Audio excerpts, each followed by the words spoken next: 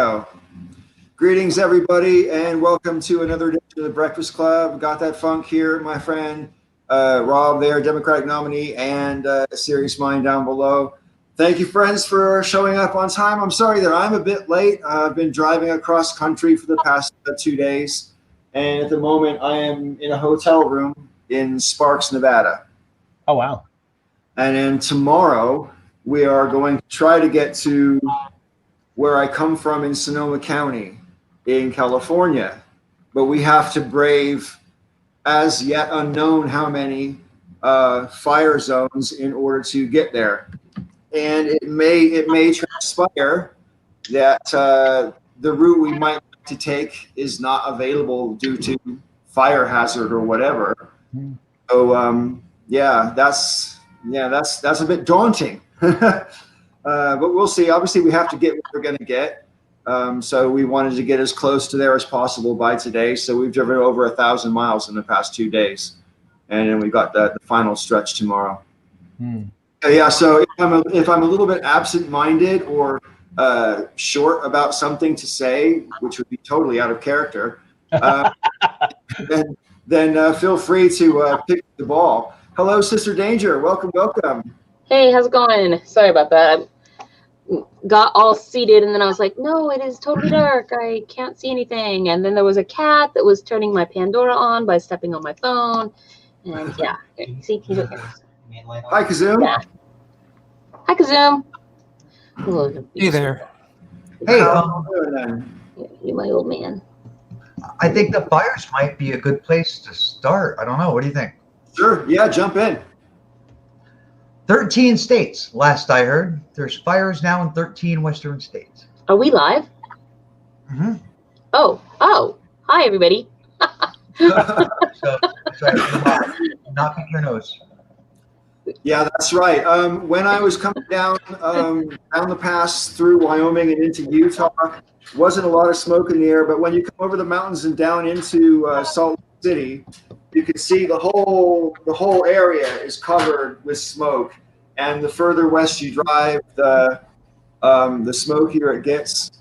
And I am really looking forward to the red sky and the missing sun, which is probably going to be the case when I get home to Sonoma County tomorrow afternoon sometime.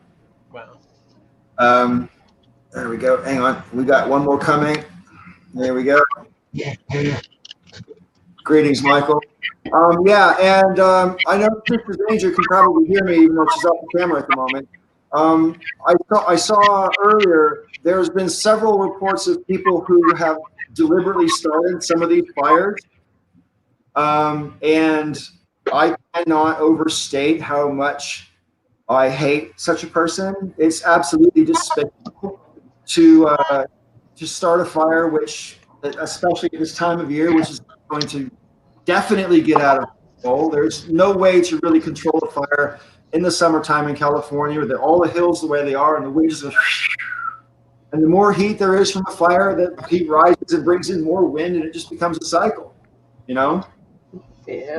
Yeah, here in the Puget Sound area, there have been several people starting fires out here, and I just can't wrap my mind around it. Yeah, I know. And that's in Portland too, or not Portland, but the Oregon area. I've heard of a couple people down there too. I don't know if it was Portland exactly, so don't quote me on that.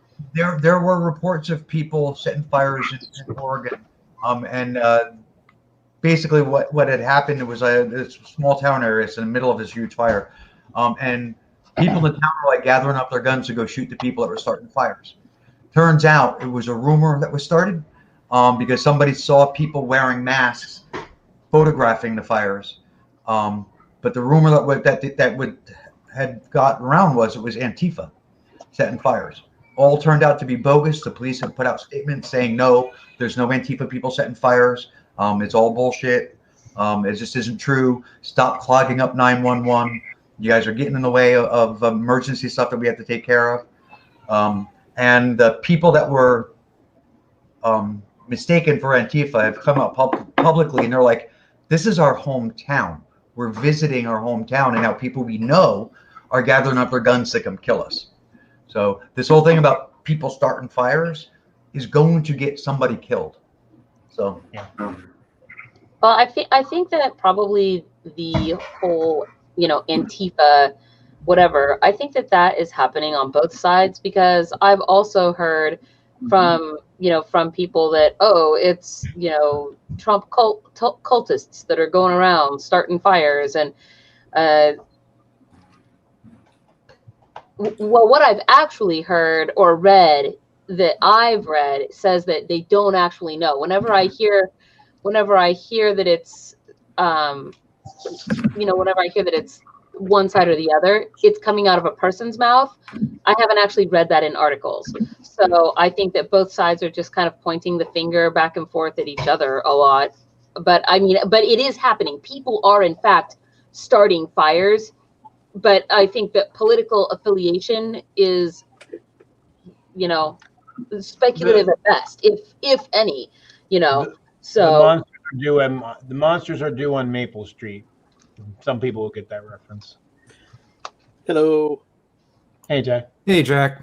So Yeah, one of the scary I've heard, like Sister Danger was saying, things I've heard was that it was Proud Boys, but it was also in connection with a larger conspiracy theory that they were actually doing like denial of service things and like attacking cell phone towers at the same time, so people wouldn't be able to call to be able to leave safely. They couldn't call for help in the same places that the fires were started. I know that in Linwood, yesterday, I believe it was yesterday morning, a buddy of mine who lives in Linwood posted an article that in the Linwood area they had found power lines that had been chainsawed down. So obviously they didn't accidentally get blown down in a windstorm, when it's cut right through. And they don't know who did that. As far as the report that I saw said they didn't know who did it, but they were like 12,000 volt power lines, I guess. And they were saying that if these had fallen in a different direction, they could have fallen across I-5, which, that's Where was that dangerous. Where was that supposedly? Linwood, Washington. It's Lynnwood, Linwood. All right, so I see a story about that. It was August 17th. Linwood police and FBI are investigating chainsaw vandalism to at least 5 utility poles supporting high voltage lines. So, see, here's the thing. So here's where a story that's real that gets distorted and gets attached to something that has nothing to do with everything else. Let me see about this one that he posted really quick. If I can find that's it. why I'm, I don't believe, I have many doubts about anybody actually going around setting fires. I think it's bullshit. And if there are, of course, obviously, like I said, people are on either side are blaming each other.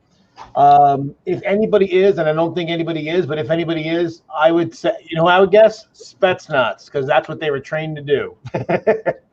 Why do you just assume that nobody has? That's a strange assumption. I mean, there's been proof that Where's the proof? You want to link to a fucking article, not some story from one person to another.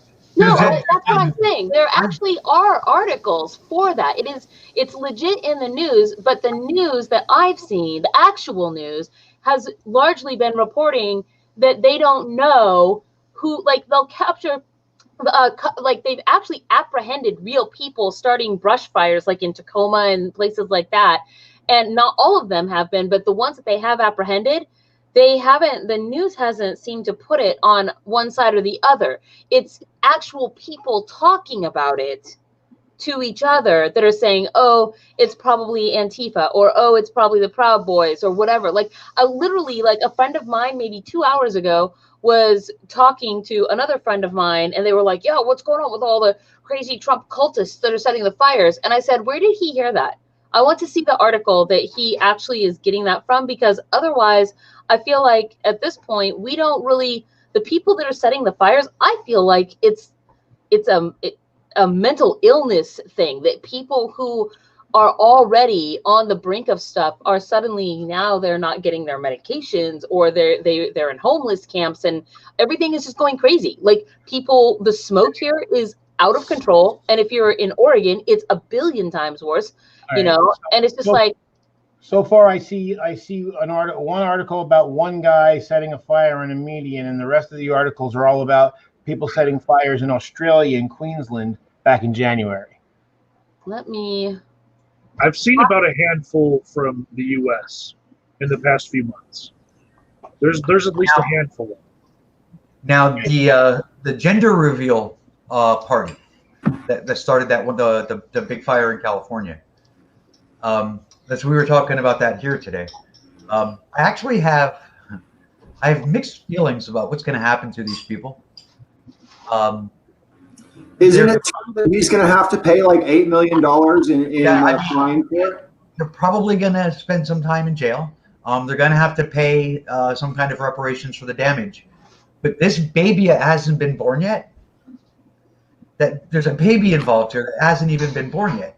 That its parents are going to be in jail when it's born. It'll probably end up in foster care or with family. And then the kid's parents are going to be broke. So this kid's life is destroyed.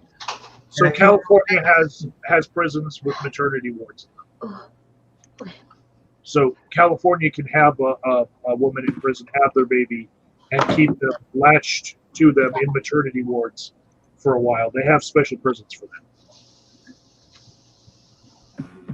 That's fascinating. That's good. I mean, it seems kind of weird to think about how. Okay, I found one article here. I'm looking. That's serious. I've seen it was on local news, on TV news, Yes, on I Channel just 13, saw it. on Channel 5, on Channel 7. It was all over the place. I did a search. Also, I found one story. It was from like 2 days ago. A woman named Christine something. Where is it? Christine Camello. 2 days ago on Tuesday, suspect ignited 2 brush fires in Oregon's Dexter State. It's so weird because to me it just feels like people are losing their minds about things. It honestly, none of these feel to me like they're political in any way. It seriously just feels like, you know how when there's looting, you know, when a riot has broken out, an actual riot has broken out, and people start smashing in car windows and they're doing all the things, and one person smashes in the window to Old Navy, and then 30 people run in, because that's what it feels like. It feels like basically these brush fires were huge, like everything in the world caught on fire, and then just it was too much, and people are just like, fuck it.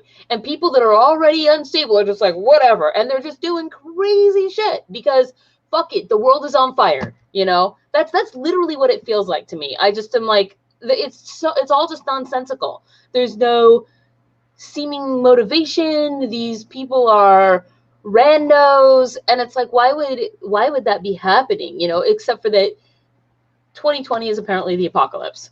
So, I mean, what the hell next? You know. No, I take that back. I don't want to ask that question out loud. I'm going to be superstitious for a minute.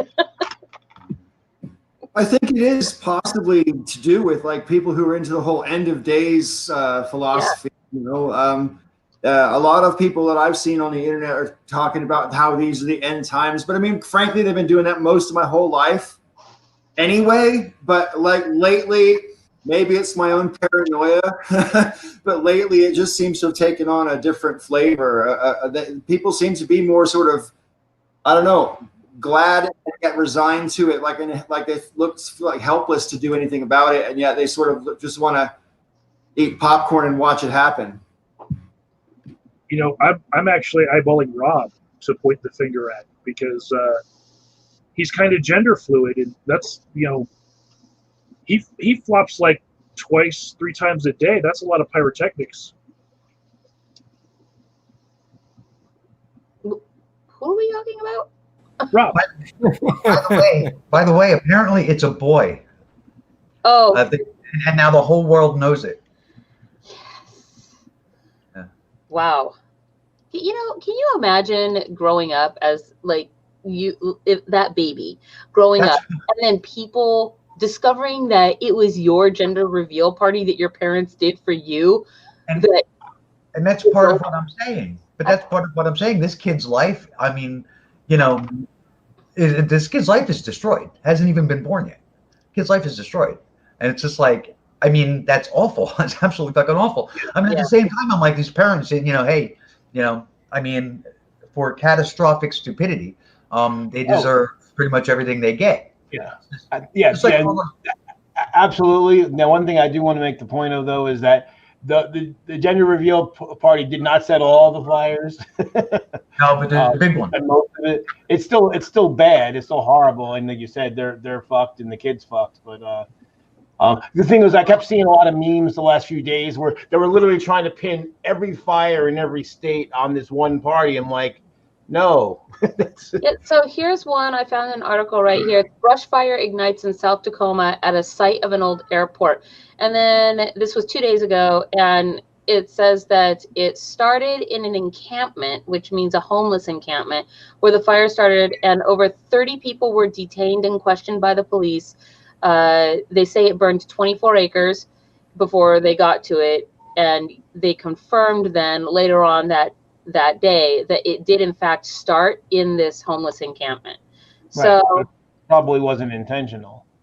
who knows? I mean, Well, I mean, my guess is that they're probably keeping themselves warm, and the thing right now, and the reason why there's so many states going up is, I mean, it's that time of the year, but it's also worse than normal because we're getting worse effects from climate change now, so the fires are getting worse. Just like what happened in Australia 6 months ago, 8 months ago, it's the same thing where the conditions are so ripe for fire that an errant spark and your everything goes up.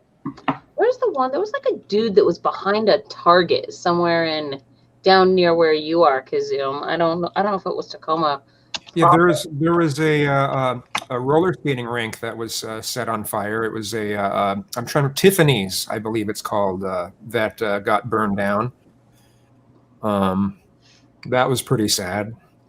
Yikes. Right, and I grew up in Sonoma County along the Russian River, and my dad was the fire chief in my town and the fire marshal for our area of the county. So every single summer, without fail, my dad would be off fighting some wildfire somewhere in the North Bay.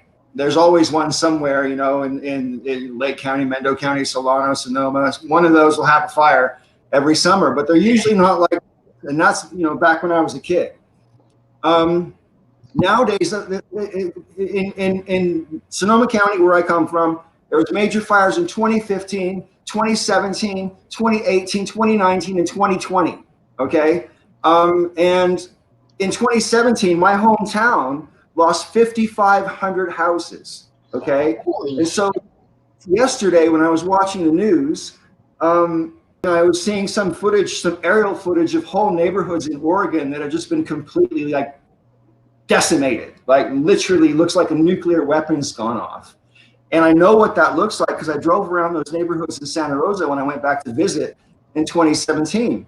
And then you multiply that by 3 million acres in California, 500,000 acres in Oregon. I don't even know what the numbers are in Washington. There's no amount of compensation or punishment that could ever be doled out for someone. Almost 900,000 here is what I last read. These fires on purpose. There's no such thing as an appropriate or just punishment for that. So I don't even know how to discuss that, right? But I just wanted to sort of put these things in perspective because there's loads of places in Oregon that literally the whole town gone. Yep. And with that in mind, I'm going to put Jack back on because Jack lives in Oregon. He probably wants to get his 2 cents in. Back, Jack, do it again. Wheels turning. Wheel turning round and round. You can jump in and take me out for a few minutes if you want. Is anyone else having bit rate problems? The main thing I was having, and it may be because of the fires in Oregon. Now I'm in Portland. I'm relatively safe from the fires. They're only like 20 miles away, but there's a pretty big population between me and the worst of the fires. I don't know if everybody can hear me okay. Yeah, you sound fine, Ted. Yeah, you sound fine. Good. The bit rate problems have stopped. Earlier, I was joking that Sister Danger sounded like GLaDOS from Portal. But I don't know what we're talking about. But no, I want to go find out. Is that a good thing or a bad thing? Oh yeah, Portal is a video game series with a very distinctive villain who, when the bit rate, I sound like that villain. Is that what you just said? You sound I'm like the a bad villain. guy. That's correct. Yeah. That's correct.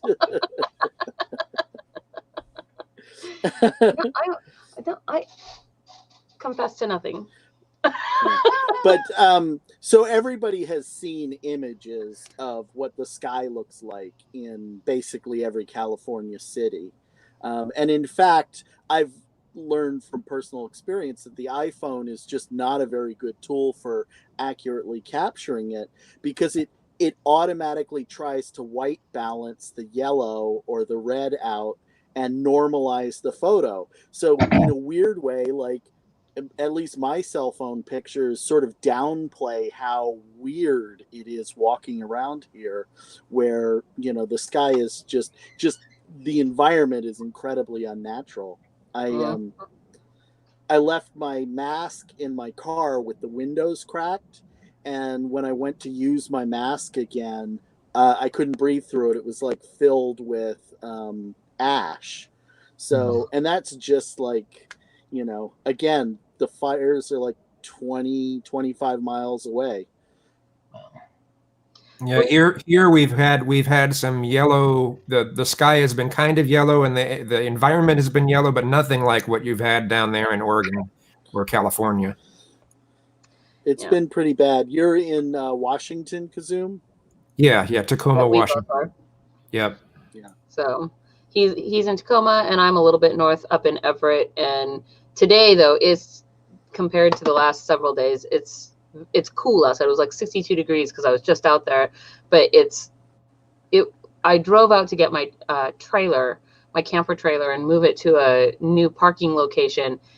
And it was just after being out there and I'm driving in, I was just like, man, I felt lightheaded because it's just it's weird. The smoke is everywhere. It's down to breathing level easy. You can't even see where the sun is at. It's just everything is the same color. And it's kind of, like Kazoom was saying, kind of yellow, gray, maybe some pale orangey, but you can't, it's just bad. And I've had a headache since yesterday. Yeah. That just will not go away. It's just this lingering,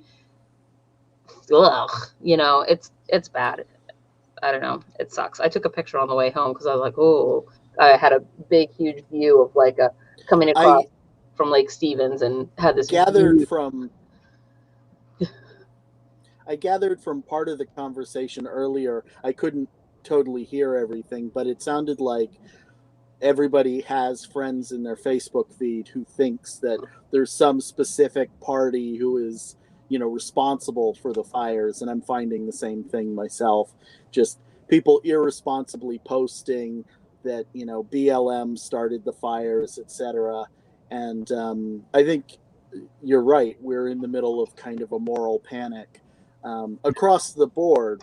We've got a moral panic stacked on top of each other, and so everybody is sort of making up their own idea about what the truth is. And I mean, it's really weird because the last 3 years we've been talking about living in a post-truth world, but I've never felt it as sort of that's silky, precisely as it feels right omnipresent now. Yeah, I mean that's my thing. Is like I'm looking around and I am seeing a little bit of evidence of some people setting fires, but most of them are things that didn't really go too much of anywhere and are certainly not responsible for the bulk of what's happening. But it's very much of like, and Paul was right. When he identified what I was talking about when I said the monsters are due on Maple Street. It's an episode of the Twilight Zone, and basically what ends up happening is always getting series of events, it starts. Everyone starts blaming everybody else for it. You know, in the Twilight Zone episode, it's actually aliens, so they're trying to take over, and so they're trying to seed dissent and discord. Basically, we've been under a psyop for the last 5 years, and now it's actually reaching that point where it's fueling itself. Where basically everyone's going. You know, it's almost like the way religious people, they have to believe that there's a God, because everything that happens must have some sort of intelligent direction and not just that shit just happens. Like Paul said, there's fires literally every year, and this is probably worse than it's been, but basically everyone's looking for an intelligent agent to have made it happen in the same way that religious people look for God to have made everything happen. And it's really in a bad fucking spot. What scares me, I mean, when it comes to public perception of things, I guess I'm slightly changing the subject, but it's still somewhat related, is I go and look into what a lot of right-wing people are thinking. I'm on a number of sites that they're on, and what scares me is that some people are so scared of what they're seeing with the rioting and the looting and the fires and the destruction of that's being associated with the protests, is that people on the right with guns are planning on attacking back. And if we think that Kyle Rittenhouse was bad, what some people seem to have in their minds is much worse. But I'm scared of what we could see. That's not a byproduct of fear or have anything to do with the riots. Has nothing to do with Antifa. Right-wing groups in this country for decades have been planning a civil war. They've been trying to provoke a civil war for years now, years and years and years. There are militia groups across the country that are all right-wing whack jobs, just like that Kyle Rittenhouse. That has nothing to do with the riots. Has nothing to do with looting. Not any of it. This has been something they've wanted for a long time.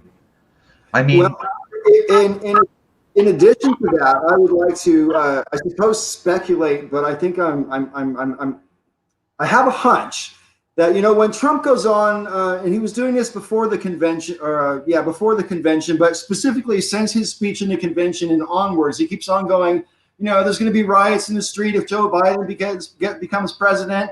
Mostly Democratic cities are all going to be in flames and blah, blah, blah. Is that instructions or a warning? Yeah, exactly. This is. Well, yes, there have been people that have wanted a civil war for a long time, but they're using this as the biggest excuse to try to go for one. Absolutely. But there are some people some people that most of us, like one person that most of us know, that I won't mention his name. Yeah. But there's also some other friends that I have on Facebook who have just said, I'm getting too scared. I'm going to buy guns, and they did buy guns, and they're saying if shit gets really bad, they're going to participate in some of the stuff. All right, let's put some of this into perspective. Okay, here's the thing: that like the riots in Portland, you realize that's 2 square blocks. Yeah, that's it. And there are people, right-wingers, all over the country that are watching on Fox News a city in flames from the riots, right? And there's buildings burning, and there's looting, and there's crime. It's 2 square blocks. So it's the right-wing media is blowing it all out of proportion in order to rile up the conservative, uneducated base. Right. Well, that's what was going to be my next question. Point in question is, like, they keep talking like there's riots, plural. It really reminds me of, we know that, like, a couple years ago, some Antifa guys went and punched a bunch of right-wing dudes. They've been playing that exact incident over and over and over and making it sound like literally like every Tuesday Antifa just goes out and starts punching a bunch of motherfuckers. And we know that's not happening. So that's what gets me. It's like there's not cities burning. They keep talking about cities burning. There's no cities burning. There's fires, there's natural fires, but there's not, chaos like they're making out to be. But it's all part of their, and I think it's gonna backfire in the right wing's face too. It's gonna in Fox News, it's gonna backfire in their face because it's gonna be when people get that out of hand and they basically start they'll turn on themselves even. It's a tiger by the tail situation. Right, exactly. Thank you. I'm really flustered today, but you got it exactly, Jack. You got it right.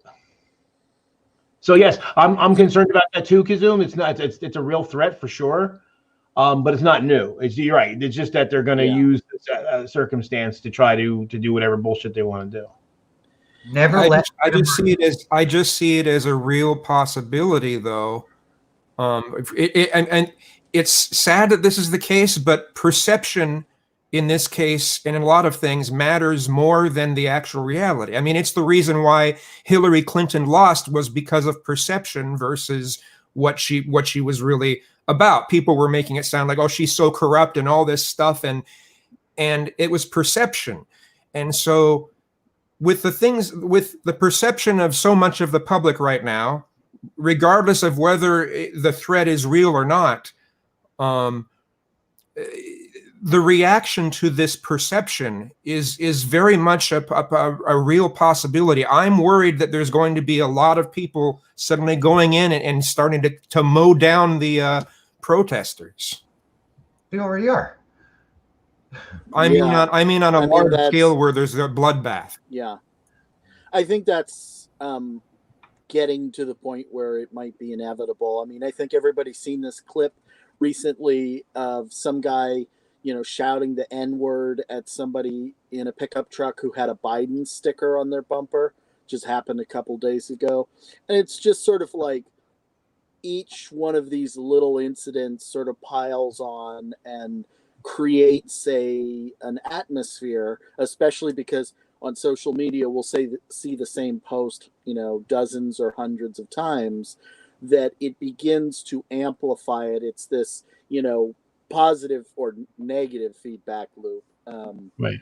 of, just an individual incident has an outsized effect, and each outsized effect then feels like it needs to be countered by a similarly egregious response. And it's that sort of mafia principle of, they kill one of ours, we put 10 of theirs in the ground kind of idea that I don't think the left generally has anything to do with. It's simply not something that the left likes to participate in, battles and war making. But there are people on the left individually who will sort of help ratchet that up. I've known plenty of them in my life.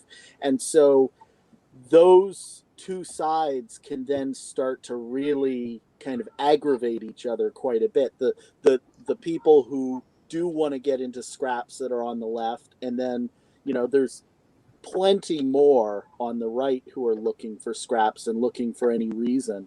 Go ahead. I'm on Facebook. I'm on part of a number of different Democratic or leftist Facebook groups.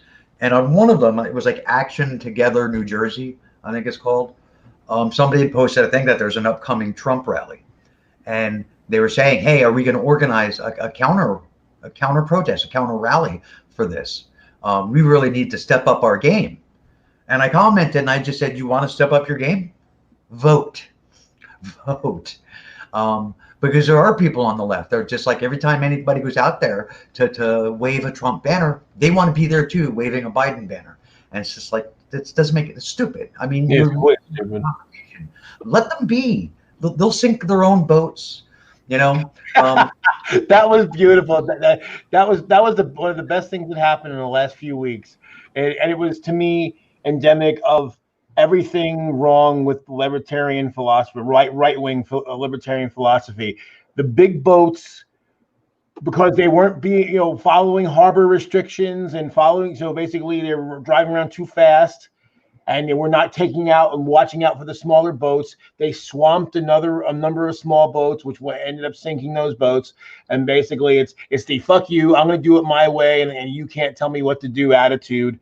And so, basically the little guys went down, and it's exactly what fucking happens. And it's just it was a I know it sounds mean because obviously people lost their boats and it probably was very scary, but fuck them.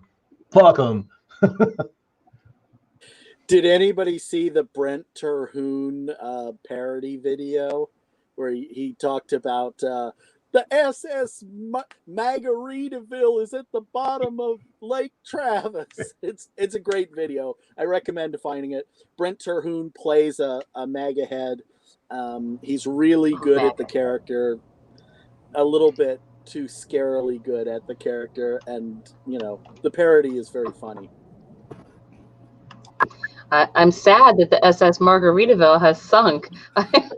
Somebody saved that ship. I was off screen at the time, and I wanted to sort of get back to something Kazum was saying just a moment ago. Kazum was saying just a moment ago about his worries over right-wing extremism becoming sort of more mainstream and out there, I guess, is kind of what you're saying, aren't you? I mean, you're worried they're going to get like more proactive and stuff. Yeah. And obviously the results of that will be horrible, but we will all know who the bad guys are. The bad guys are the people with the firearms shooting people they don't have any right to shoot, because murder is wrong and is always wrong, has always been wrong. And political murder is especially wrong. Well, I suppose there's no such thing as especially wrong, but it just seems like, well, maybe there is. I don't know. I mean, murder is murder, anyway, that's a whole different conversation. But yeah, I see the worry. And over the past 6 weeks, I've driven, as you know, I went to St. Louis last month, and then this weekend I'm going to California. So I've driven across a huge part of America now, and noticed different enthusiasms. We've got a poster in our back window that says "Trump lies, democracy dies," and we got stopped in Wyoming by some people who were like quite surprised to see it. They liked it, but they were quite surprised that we had the guts to drive across Wyoming with that in our window. And like, no one's going to run us off the road or anything like that, of course. But, I wouldn't have been surprised if we got flipped off for it. But Wyoming was fine, and Utah was fine. Nevada has been fine. But when we went across the other way, across Kansas, there's Trump signs, like, frequently. And Missouri, there was a fair amount of Trump signs as well. But, I mean, certainly Kansas, it was strikingly noticeable to me. So I found out, like, for the first time, because obviously I've been abroad for 30 years, so I didn't really know what sort of Trump country looks like. But now I think I have a better impression. And so the people who Kazum talking about people who might be willing to take up arms, they've been priming these people for this since Obama was president. I mean, do you remember back in about 2010? I can't remember which senator it was, but it was the first time someone used the phrase Second Amendment solutions. And Sharon Angle. Okay, thank you. And I just thought the phrase was extremely irresponsible for anybody in the public sphere, specifically someone from, supposedly having a dignified office like United States Senator. I mean, Anyway, so I'm going to let Rob back on, but I did want to say I also share that worry. But hopefully, if that kind of violence erupts, hopefully it will defeat itself by virtue of its barbarity. That's what I hope. Well, I think if it happens, we might end up in an actual civil war. I wish we could do anything we can to stop that from even happening. I wish, whether or not you feel that the threat from the riots is very legitimate or not, I think the Democrats who have power need to speak up against the violence. They need to show that no, the Democrats aren't going to promote this. That's what a lot of these people think, is that the Democrats are Well, the actually thing is, promoting this Biden, stuff. Biden has on multiple occasions, but see, they don't listen though because that doesn't get played on Fox News. So Democrats can say anything they want; it's irrelevant because the people you're talking about are never ever going to look at it. But hell, here's a good example. Okay, so I don't know those of you who know he used to be go under as a Rational Warrior, but now he's he's Tombstone the Dead Man. He's a YouTuber anyway. I was in a discussion on YouTube on Facebook last night and today, and this guy is saying flat out that Democrats are lying and Trump didn't say anything contradictory, and Landon posted the fucking audio and a transcript because he knew the guy wasn't going to listen to the audio, and he's still saying no, that Trump didn't downplay it. He literally texted him saying, I like downplaying. I'm still downplaying it, and the guy read it and somehow said we were misquoting him. So you're not dealing with rational people. So right. I get what you're saying, and if I thought it would help, I would say yeah we should, but it's not. It's literally not going to help because these are not people that live in reality. The narrative from the right, from the right wingers. I'm not just going to say Republicans or GOP because it's not Republicans and GOP. It's right. It's the right wing. The narrative from the right is contradictory. I mean, the left. They have no guns. They've never served. They don't know how to defend themselves. They're snowflakes. They're libtards. They're soy boys. You can't say that and then say, look at all the violence and the looting and the killing in Democratic cities.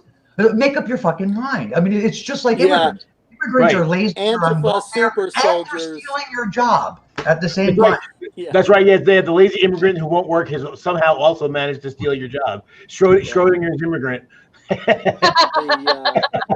Antifa super soldier who is also a skinny man bun wearing latte sipper. Yeah. I like man buns. And actually, they do the same thing with black people. We're simultaneously. Inferior. We're physically, morally, intellectually inferior. Yet somehow we're supermen that will destroy your neighborhood. I mean, like, which the fuck is it? Yup, all those pussy libtards that are just shooting people up, like with all the guns they don't have. Well, that's the other hilarious part. Yeah, we tend to on the left we tend to be anti-gun, and so they're acting like all the stockpile of what Starbucks cup. I can hit a moving target at 360 meters. I'm sure Kazoom has seen on social media.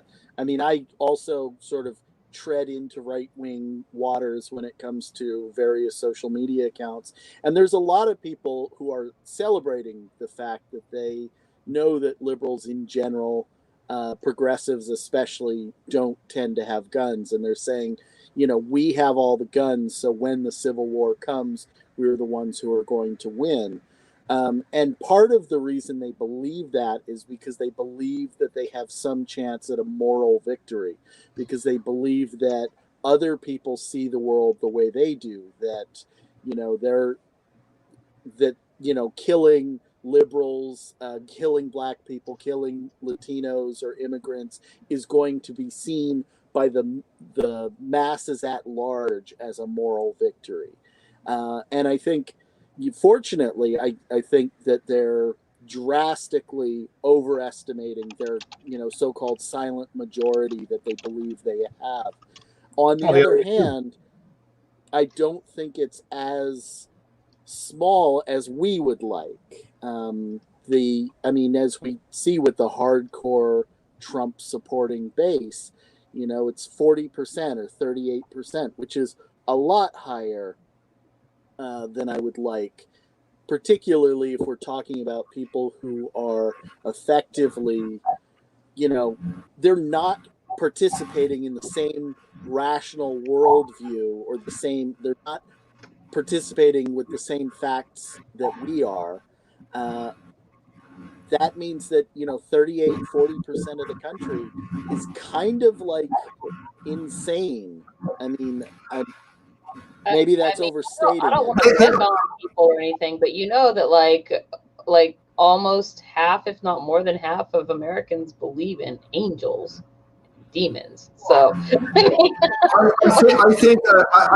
think it's a bit unfair, or perhaps a little severe, maybe to say they're crazy. But cognitive dissonance is a real thing. Delusions don't have to mean crazy. You know what I mean? And there are certain delusions that support all of our prejudices and preconceptions. And so we allow those delusions because they support our psychology, right? I want to get to something Kazum said while I was off camera. I agree 100% that everybody with a conscience should denounce violence. Yes. As simple as that. It doesn't matter if you're on the left or right. Destruction and violence should be shunned. Yes, I think they should. partisan I'm just agreeing position to over have. here. And this is again why I think when it comes to if the shit comes down, like you were worried, Kazum, saying that you worry that there might be a second civil war. I mean, there's loads of people in this country, unfortunately, that have had a hard on for that to happen for quite some time now. And my attitude is, don't give it to them. Sometimes you have to fight fire with fire, but sometimes you have to fight fire with water. And I think this is the case of fighting fire with water, not to overburden the metaphor, considering we were talking about wildfires, 45 minutes ago. One thing to keep in mind: all these people, especially on the right, that are itching for civil war, the ones that have a hard on to go out and shoot libtards in the streets, the government knows who they are. They know who they are. They know where they are. They're monitoring their social media and their phone calls and everything else. I mean, there's no way in hell that these people are like unknown to the government. Right.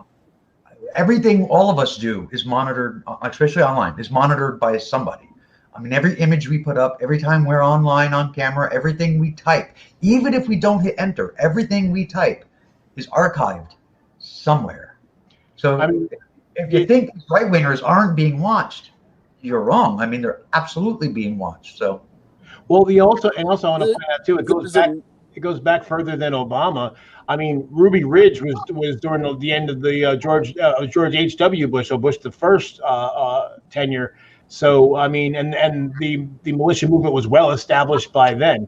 I mean, the militia movement actually goes back to the 50s. And the door was during the Bush administration when the Tea Party rose. Right. It was, if they weren't happy with him, who the hell are they going to be happy with other than Trump? Well, if there's a civil war, there you go. I'm ready. I feel like they will find themselves disappointed ultimately, because I guess that I believe that brains will always win the day eventually.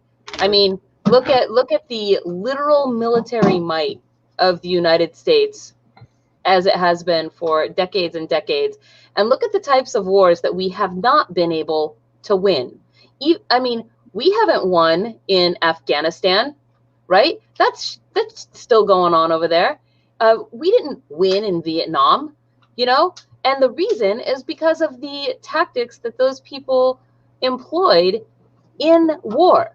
And there are simply some things that are incredibly hard to stomp out. And when you are up against somebody who has a vastly greater military might, those are the types of tactics that you employ. And I would just imagine that is kind of what would happen if the left found itself literally outgunned, as it has with the protests. Look at what people started doing at the protests. Police started shooting pepper spray, from hoses. You get a drink from the pepper spray fire hose, and they were like, "Fuck you, umbrella," And then they are doing tear gas, and they're like, "Fuck you, leaf blower." I mean, they're literally using just the common household things, but those things prove to be very effective. And then all you have to do is combine that with some patience, somebody who has maybe a little bit of real knowledge, knowledge with actual tactics for how to plan if you were to slowly want to start taking things out, right? Bit by bit, because you're planning already from an angle of how do we take something out? How do we disarm somebody who is far more heavily armed than we are, and that involves things like reconnaissance and guerrilla tactics, and leaf blowers. And that's the difference between strategy and tactics. And that's the one thing where the right wing falls apart, because they got they can do tactics. There, a lot of them, have military experience, police experience, so forth and so on. And they all train, they jerk each other off and give themselves ranks and all this kind of horseshit. But the thing is that, you can't shoot all your problems. And that's yeah. Right. And and even what you said, their whole attitude, the whole might makes right. When Jack was talking about moral victory, to them, whoever's the strongest is right. It's very biblical. So for them, if they can shoot us all down in the street, that's a victory, because that proves they were right, because God, and going back to what you said about Vietnam and the other wars, that's part of what's been happening too, is that these people have very much of a manhood problem, starting with Vietnam, because we failed to achieve victory. And for them, this is a big stain that they can't accept, because, for them, America, for us, America is this place, I with all the problems, I still think it's a great place of opportunity and so forth, but has some problems. For them, it's a very childlike view of what America is, and it's all about symbolism. I mentioned before, Reagan, the shining city on a hill, and same thing with their guns. It's all about, we're going to stop the gang that's robbing the bank, because the citizens are all going to get together and they're going to form a posse. Obsession with flags. Exactly. It's fucking fantasy. They live, and even dressing up like cowboys. None of these fucking people are, 1% of them are actual cowboys. They don't know. They're not fucking cowboys. They have this romantic idea of what a cowboy is. You know what? The bulk of cowboys were black and Hispanic, because it was a shit job. It wasn't right. Glamorous. It was a fucking horrible job. So, I just think it's hard dealing, because basically their entire mentality, their entire worldview is based on fantasy. Yeah, I would agree. I think that they do have skills amongst them, but I do not think that their skills are so unique and so specialized that it is impossible for anybody else to know those things, right? And certainly I think plenty of people that I would say are on the left have similar amounts of skills. The left is the side of Burning Man types of folks, who go out and live in the desert for a week in crazy Mad Max conditions, they're like, this is great, let's do it. They know how to do it. They're just not like, we're going to apply these skills to running around with my guns, right? What they don't do is they don't use those skills as an extension of their identity. Yeah. We were talking about identity politics on Facebook the other day with Kazum. He had said something like, he doesn't like identity politics. He ended up deleting that. And I think that was and he even mentioned that he deleted it in the comments. And I think good on you, Kazum, for mentioning that you deleted it. Because then people knew it was there. Do you know what I mean? Anyway, but I was like, all politics are identity politics. It's easy to look at minority identities and say that the things that minorities want and how that affects how they vote. It's easy to say that, that's just identity politics. But white people, white conservatives, they're practicing identity politics too. And their identity is the pickup truck, Confederate flag waving, the great big Chevy with the testicles hanging off the back. That's their identity. Gun toting. And it affects how they vote and what they're voting for. They're voting for their identity. It's what they're doing. All politics are identity politics. Well, and that's why they like Trump.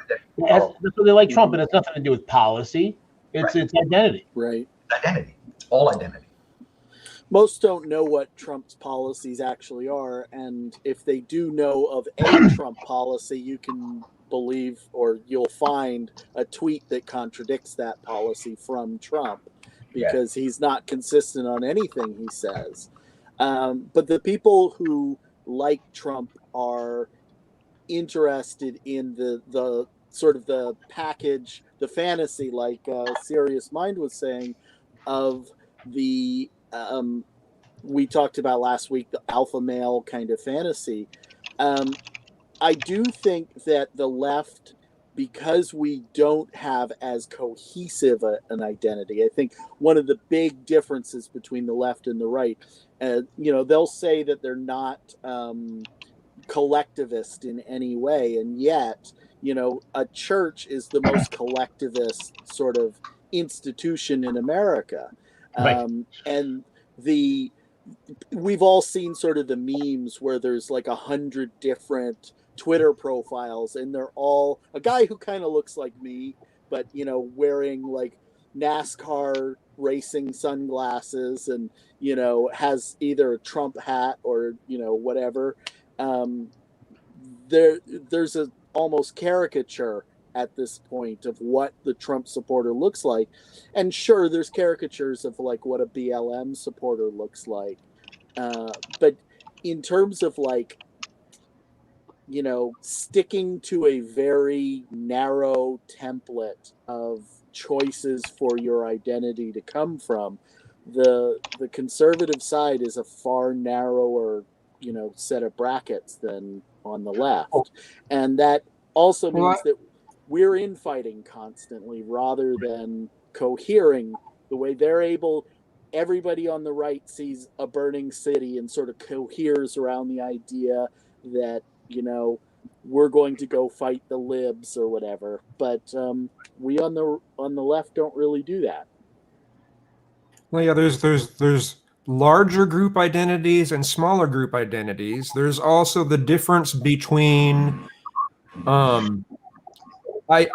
basing one's identity on things that you have no control over, and then there's identities based on things that people do have control over, like their beliefs. Right. Now, and just to support Jack's point, as far as the left, and it is true. I've said literally for decades that one of the problems on the left, and although this has been getting better, is that, and this is where I think intersectionality to me is probably that notion is probably one of the best things to come along in leftist thinking, because it gets attacked by the right, but it gets mischaracterized, and there's a lot of straw man positions about it. But because what I've seen in my life is that various groups on the left, women, different ethnic minorities, religious minorities, would basically start arguing over who had it worse and which idea was more important, and so forth and so on. And of course, everyone's going to feel like their issue is the most important because it's them.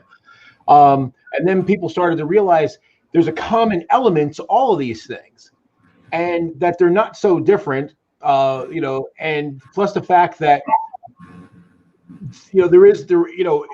it's not a simple equation. It's not simply a black or white thing, or a gay straight thing, or a cis trans thing, or all these different things, and that it's a collection of all these things until we can start to identify that. So then when we do that, we actually start having more empathy for the subgroups, because you start realizing, I shouldn't be struggling with the feminist because she's trying to achieve the same thing I am. Maybe the specific issues that she's dealing with are somewhat different than mine, but at their core, it's still the same notion. So then we start to get together, and that's when the whole idea of people start saying, being allies and trying to be allies to one another, is that as a group. So to me, if people who are into social justice, really, allyship really needs to go in both directions. If I'm going to be, people going to be allies to me, and I'm going to be allies to them, so we're going to support each other. But we still do have problems, though. We still get provincial, we still get proprietary, and that's a problem. That's why we don't coalesce as well as the right way. What I wanted to say about that is, I find the different groups, people say, what do they have in common? Well, as far as I can tell, one of the main things they have in common is a common enemy. it tends to be the same type of person who is against all those things. Right. And so what do you do about that? Because everyone's got a right to their opinion, even if they're wrong. Everyone's, but that doesn't, your opinion and carrying an opinion is one thing. Denying someone else their rights is obviously something completely else. But unfortunately, the people that we're talking about with those types of prejudices don't seem to realize, or don't want to acknowledge, I guess, either that they're prejudiced, or that their prejudice means that they're, putting themselves above someone else. I think we can't underestimate that common enemy. Jack was saying that the Trumpsters believe that their silent majority is bigger than it actually is. And what I think is, seeing as there were 62 million people who voted for Trump, 65 million people voted for Clinton, and 91 million people didn't vote, with just 10% or 10 million people voting third party, right? Of that 91 million, how many of those people have just been convinced that they should have voted by Trump? Like they're looking at the dumpster fire that this country is right now. They're like, holy shit, I should have voted, right? I'm not underestimating that. Plus, how many of those 91 million people that didn't vote last time didn't vote because they were stuck at work? Because we got a lot of people unemployed right now. And if you're unemployed, you got nothing better to do that day. And you're probably pissed about the economy to boot. So. Well, and actually, of those 10 million that voted third party, at least some of them are like, oh no, we got to stop this. I've seen a number of people in Facebook, and there's still plenty that are like, no, I'm going to vote third party because I can't do math. But but there are at least some of them that are saying, no, you know what? This is really, really serious. And while I would really like to have whatever it is I want to have, let's stop the country from utterly collapsing first, and then we can fix all the other shit. That's merely a fan. That's a good question. It'll be curious to see how the left wing will end up if and when Trump loses. Opposition to him is a strong motivator, and it's a very strong uniter. But with him gone, how quickly before the knives come out? Yeah.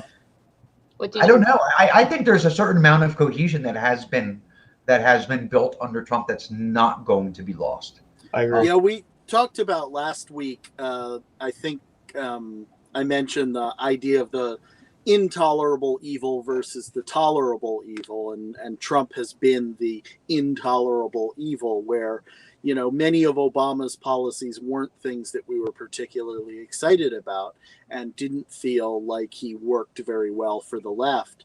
But we kind of went to sleep under Obama because it was easy to. He didn't get, unless you were, at the, no Dakota Access Pipeline protest or, following it very closely.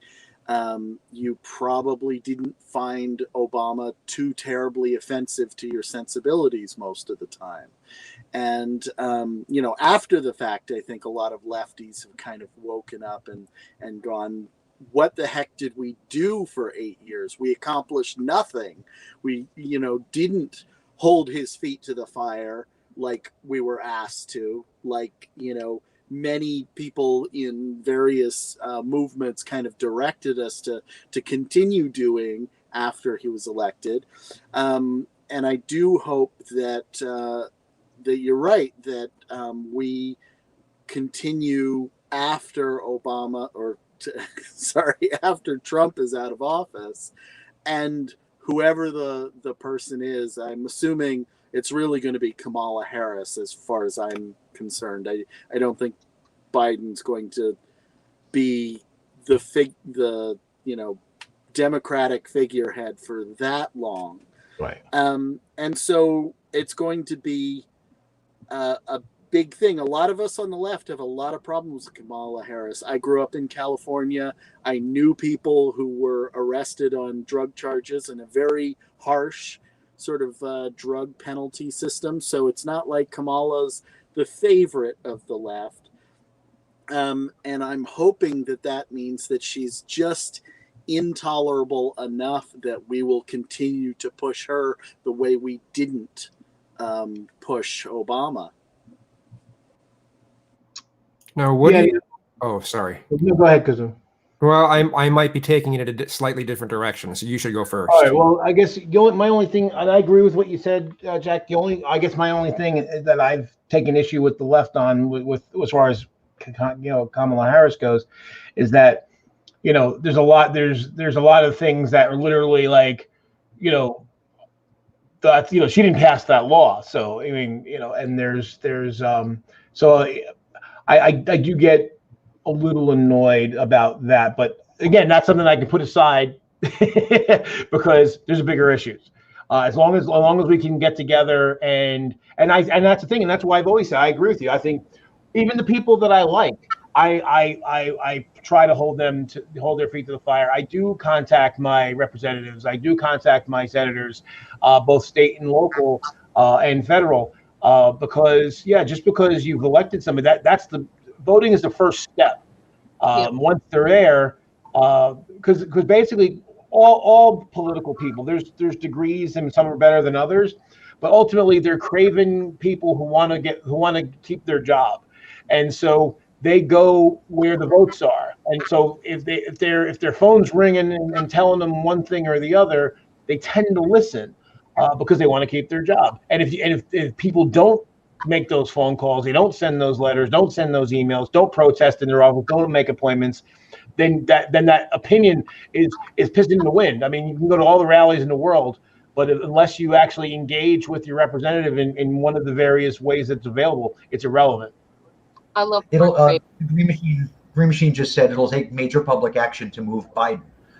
And I get what you're saying, but I disagree. It's not Biden that has to be moved. It's Congress. It's your representatives and it's your senators. If Biden wins, once he's in office, if you want him to do something, you don't talk to him. You talk to your representatives. Right. Because they are your voice in D.C. Your senator, your representatives, and they will apply the pressure. If you apply enough pressure to them, they will apply pressure to Biden. Honestly, we need more AOCs. We need more people like AOC, who is a, very tough fighter, and certainly she pisses people off, and we don't like to admit it, and we certainly didn't like that style of politics during Obama's terms, but I think what we've really found from Trump and what we found a lot of the time is the person who does irritate the opposition tends to get further in politics, and it's because we're an attention-based economy. We're reactive people. We see things that are, that offend our sensibilities on social media, and then we, respond to that. And so AOC's excellent for the left because she does irritate the heck out of people. And, she is further left than almost everybody else in Congress right now. And, she's also young, which is fantastic. Somebody who has a long career ahead of her. And so, and a lot of new people have been inspired to take that up. There's the Justice Democrats. There's various other groups that are really pushing. I'm really hoping to see Charlie Booker in the future. And there's a lot of sort of new, fresh blood. Shahid Buttar for, running against Nancy Pelosi.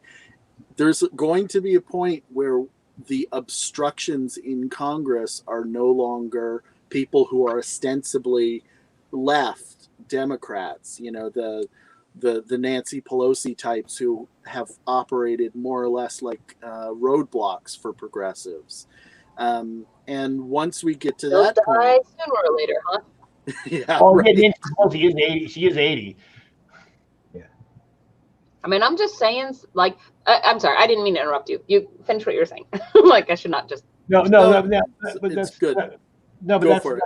Yeah, no, and basically, and like what my I agree with that, and I agree with the approach is basically target the best, to me, my opinion, the best approach, the way to get more AOC type people, is you pick the safe districts, basically one where any Democrat could win, like the smartest and the dumbest Democrat could win no matter what. And you target those ones because, one, the people who have those seats generally haven't been challenged, so they're not used to actually having to fight for their job. So they tend to be a little weak when it comes to actually dealing with an opponent, a real opponent. Secondly, this way, and if you do get in, at least then they're very likely to win the general election. So now you've moved the party in that direction.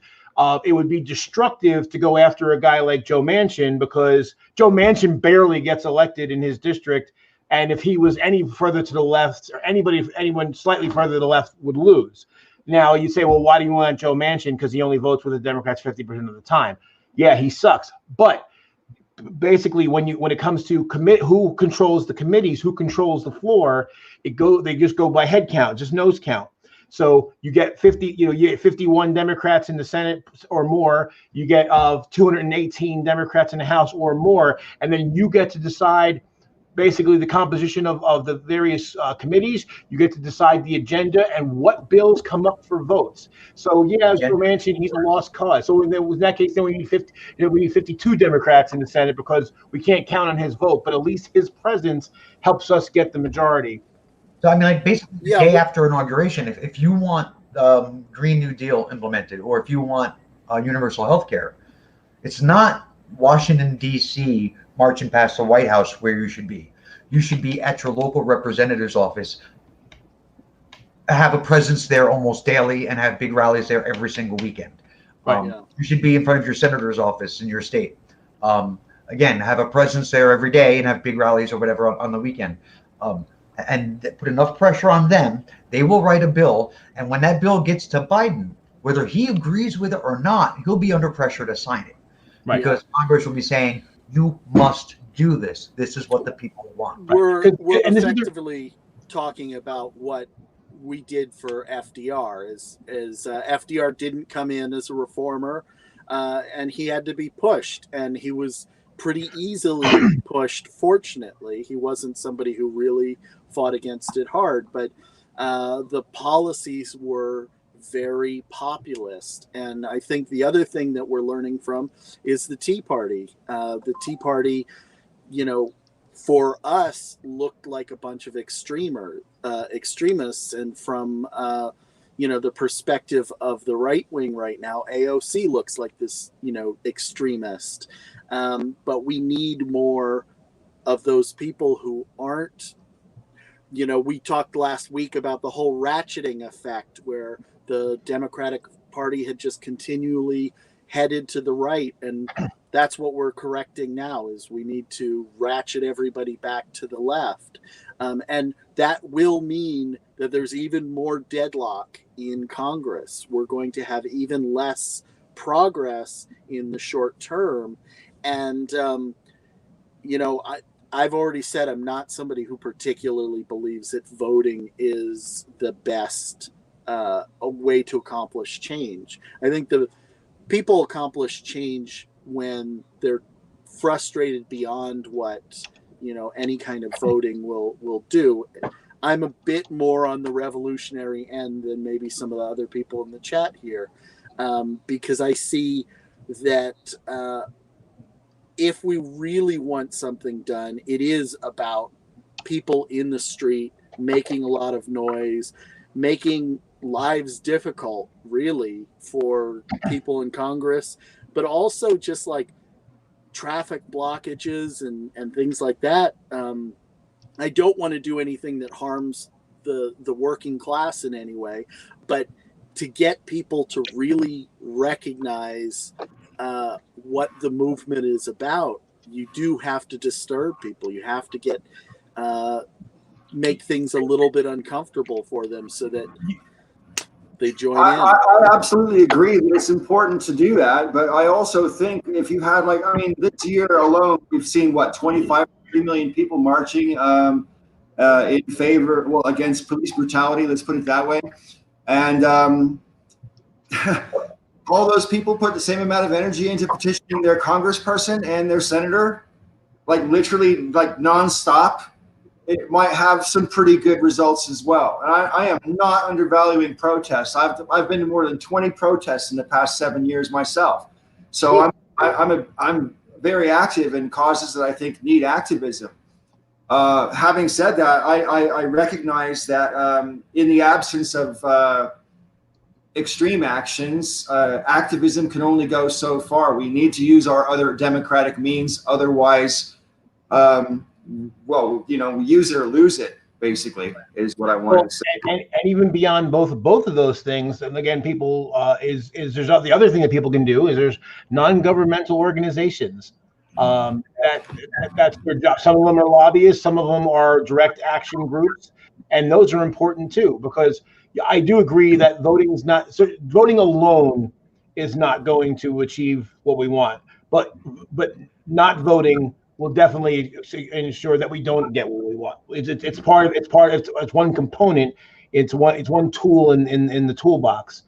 Voting, protesting, NGOs, all of that are necessary. And the more engaged we are as citizens, the more likely we are to get what we think we need. And so that's really what it is. It's almost a full-time job in a way, but that's really what it takes. And I'm glad to see people getting more involved. I just hope that it maintains. And like you said, Jack, I agree. I'm glad you said it. That during the Obama years, people on the left kind of went to sleep. And because I haven't, you're one of the few people I've seen from your, and I'm sure there are others. I just don't hang out in the same circles. That actually you're taking that kind of level of responsibility, like, hey, we could have been doing more than we did, and we didn't. Because one of the things I was going to say before, one of the big reasons why we didn't get a public option is literally there was not public clamor in favor of it, but there was a lot of public clamor against it. And so people in Congress were looking at that, and they were like, well, I'm not risking my job because only 10 people say they want it, and 200 call me and say they don't, so I'm not going to go to bat for it. Was there actually public clamor against it, or was it just media chatter against it? Because I'm not sure I really perceived much public chatter against it. There were town halls for congressmen and congresswomen where right-wingers would just fill the town hall and drown them out. That was a big media spectacle at the time. And certainly there was, busing, and there were big groups that put money in. A lot of that opposition was drummed up by the media. Well, that's the thing.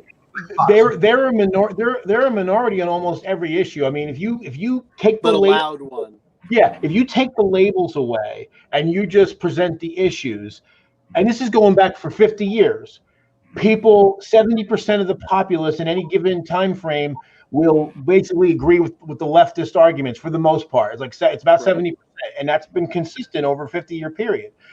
The difference is that we're not as noisy, we're not as unified. So then they can get together. People like Rob said about busing, where the Koch brothers and their allies were literally paying to get people to go to these things and want these town hall meetings. AstroTurfing. Exactly. When we were not doing that, and if we had, we probably would have got a different result. Maybe not exactly what we wanted, but a better result anyway. I wanted to add on to what you were saying about it being, kind of a full-time job. And I think that brings up two things for me.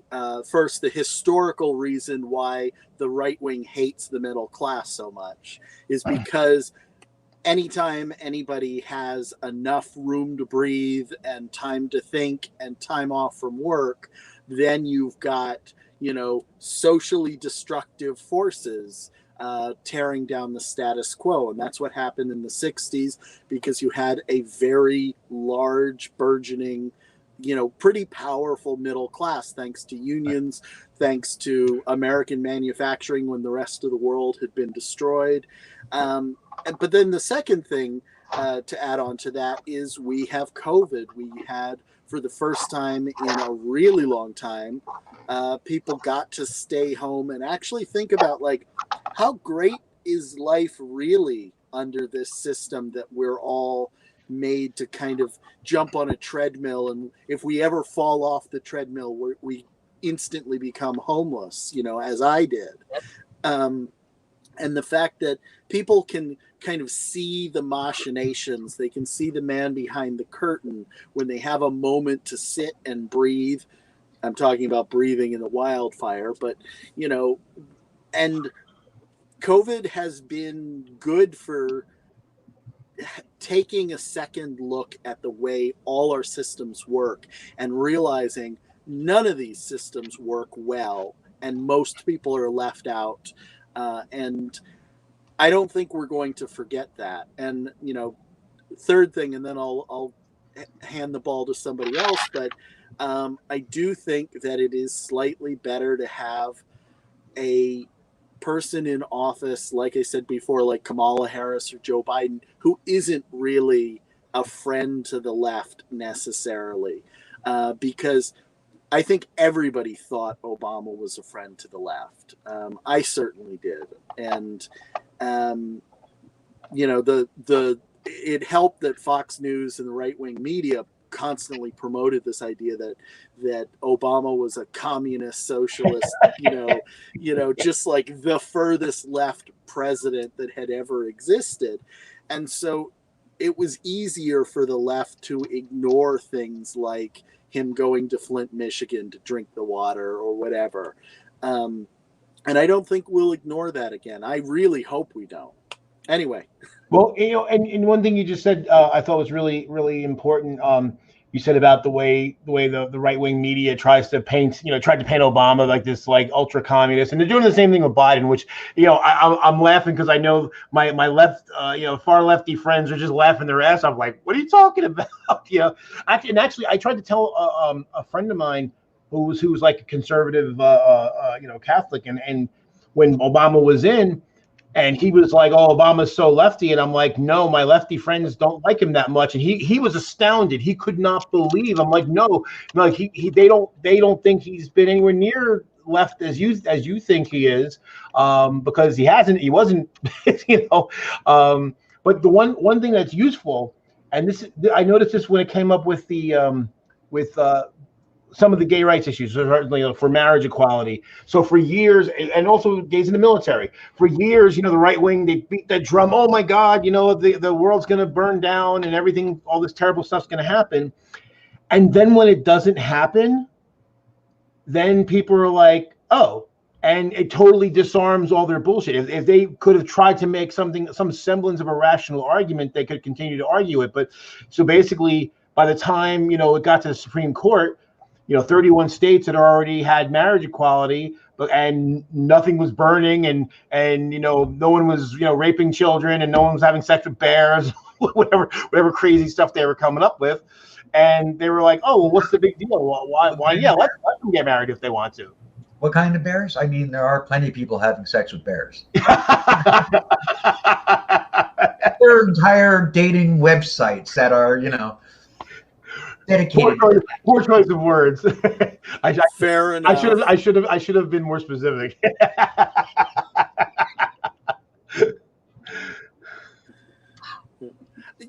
Something that I'm interested in seeing is how the left and Democrats start to deal. We talked last week about QAnon. You brought up like sex with children, which is the big claim of QAnon.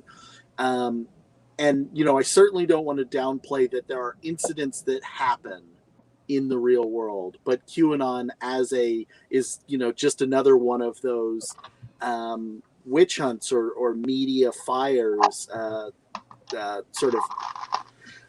It's growing. I don't know how many of you are kind of paying attention in those circles, but it's a legit conspiracy theory. I mean, it's crazy. It's like Alex Jones, something that would come straight from that dude. Holy crap! Oh, that was weird. Everybody's picture went away for a moment. I was like, anyway. Oh, got that funk? You're muted. You're muted. Got that funk? That's hilarious. Right. So it never ceases to amaze me that people who have, complicated lives and jobs and families, and can fall for that kind of stuff. I just wanted to say, and whilst I have my own little diversion that I wanted to do, like 15, 20 minutes ago, Kazum was going to say something that might take the conversation a slightly different direction. So I would I'm very curious to find out what that was. Oh, I was just gonna ask, are we prepared for what we're going to do if Trump wins? And I don't see much talked about that. I think most people seem to be speaking of things as if, Trump's going to lose in a landslide. But what if he doesn't? Yeah, what I'm if on Trump the side wins? that Are we believes that prepared? Trump is more likely to win than Biden, honestly. Not by a tremendous amount. I don't think it's going to be, as clear cut as it was with Trump v. Clinton. Not that was particularly clear cut. I think that I would love to believe that more people are going to vote and that Trump has lost enough of his base to feel like they will easily sort of, defeat Trump this time. Or, that enough people are upset at Trump that they're joining in and will definitely vote. I think that to a certain extent that's true. All those things are true. But I also think there's going to be, a tremendous amount of cheating. There's also people who are just as disaffected this election cycle as they were last time and may not vote at all. So I do think that there's a real possibility, maybe it's 55-45 that Trump wins, which is scary. And I do think that if that happens, we're going to have to really change tactics completely, because it's no longer, I said last week, I don't feel like this is like any previous election. We're not talking about a peaceful transition of power. Even if Biden sort of officially wins and Trump decides that, he's going to rile up his base and say that the whole thing was illegitimate, we're not going to see a peaceful election cycle. And if we end up with another 4 years of Trump, I think we are legitimately talking about fascist dictatorship in the model that everybody has kind of made allusions to for his entire presidency. And I think that I'm hoping that the left has learned from Germany in World War II how to counter that better than people were able to counter it at that time. So, well, I don't feel like people in that time, even they did not have one of the things that we have, of course, which is hindsight. And so I think that these things happen to them, and being, of course, in the midst of it, and not having had any place to any comparison, for themselves, they found themselves in the midst of it far too late. But I'm sitting here thinking this whole time, like, what is there to do in the midst?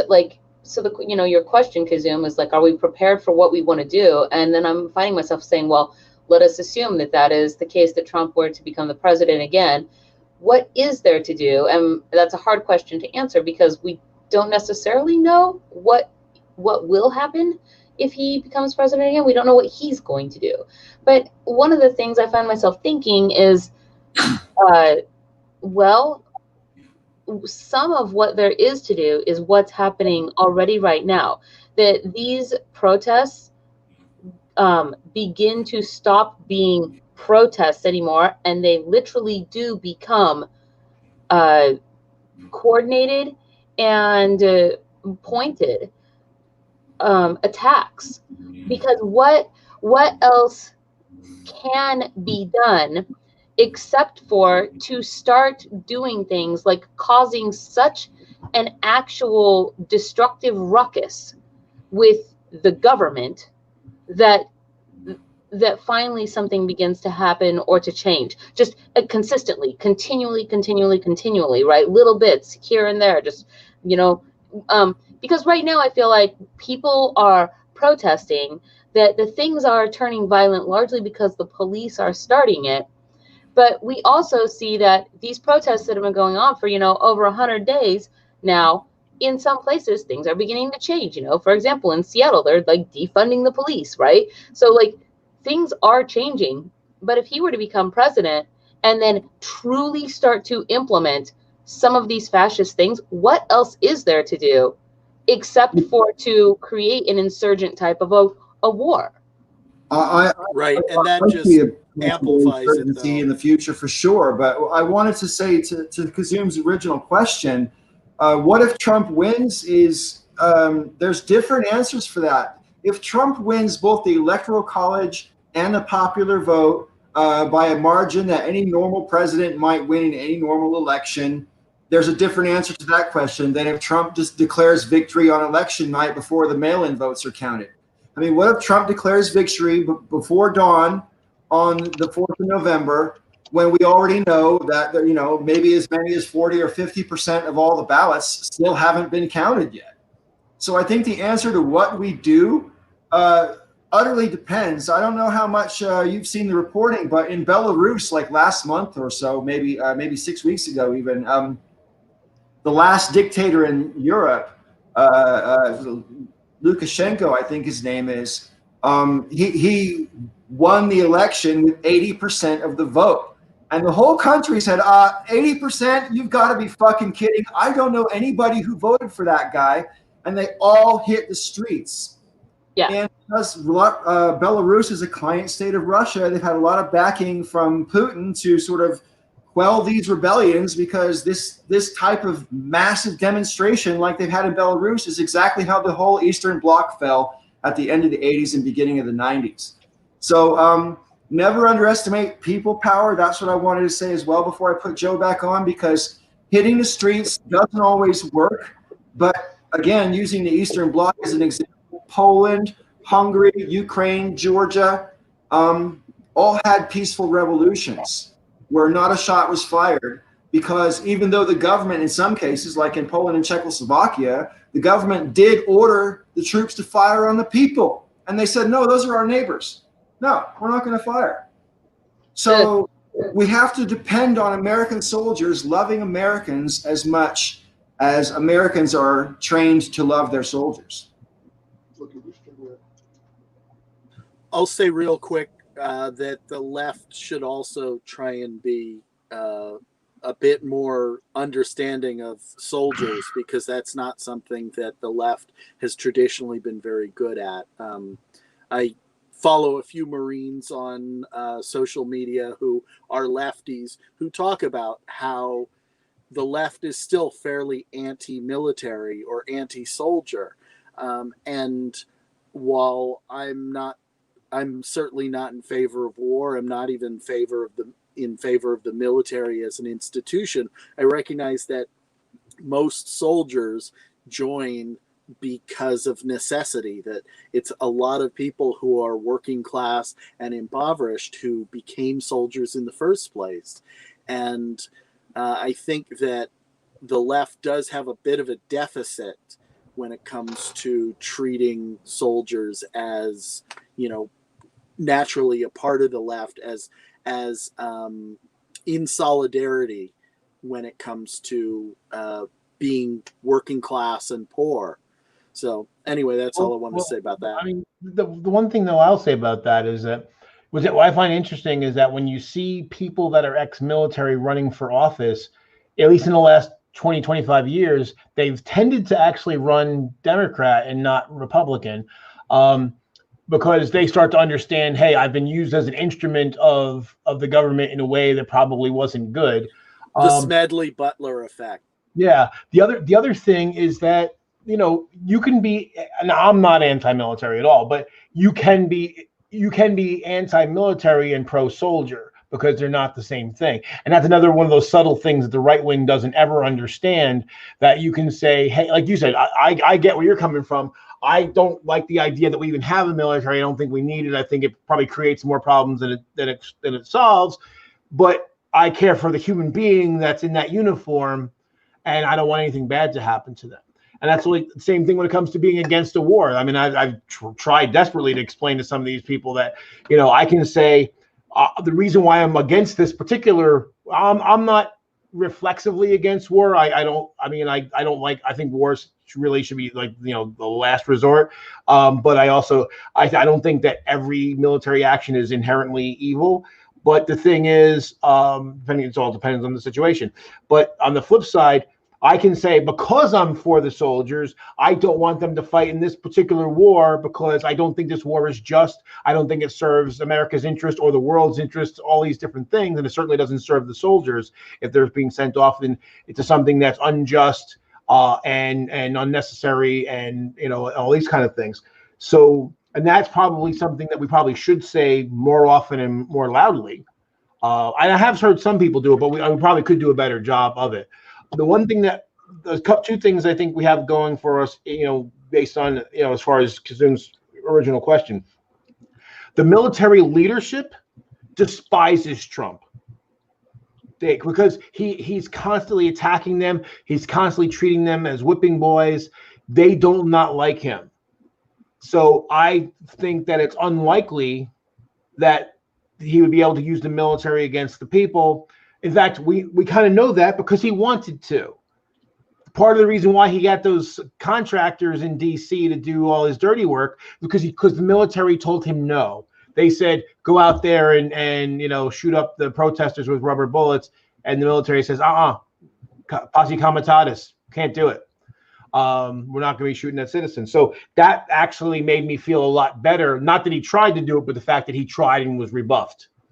So that was now my biggest fear with Trump is that he would get rid of the people in the military and then try to get somebody else. But if he loses the election, he won't have that opportunity.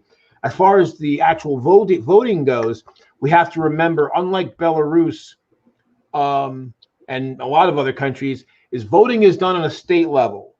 So even as far as people trying to cheat, the places that he'd be most likely or most successful in cheating are places he's going to win anyway. So I think it's less likely. But if he actually pulls it out one way or another, what am I going to do? I've been trying to gird myself for that eventuality or possibility. And I've said before, I don't think it ends well for me. I don't think I can. If we're really in that world, I don't think I can make it. So I hear you. My plan, if it looks like Trump's winning on November 3rd, I understand that the returns aren't going to be in from all the mail-in voting for a couple days, maybe. We might be in for like a cliffhanger, right?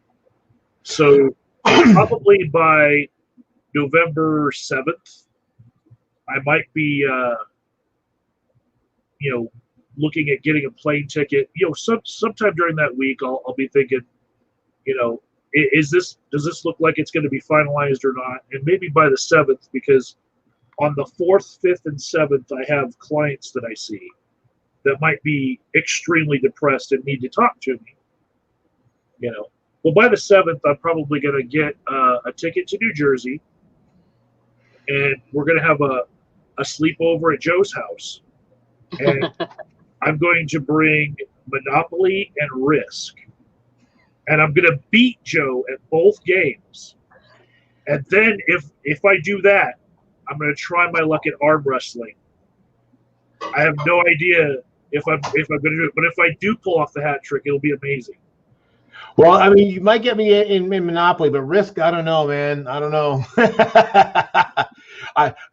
When I was in college, friends would come over and we'd play computer Risk, and there were a couple guys in our group that literally their strategy was kill Joey, because if they didn't all gang up on me early, 85-90% chance I was going to win the game.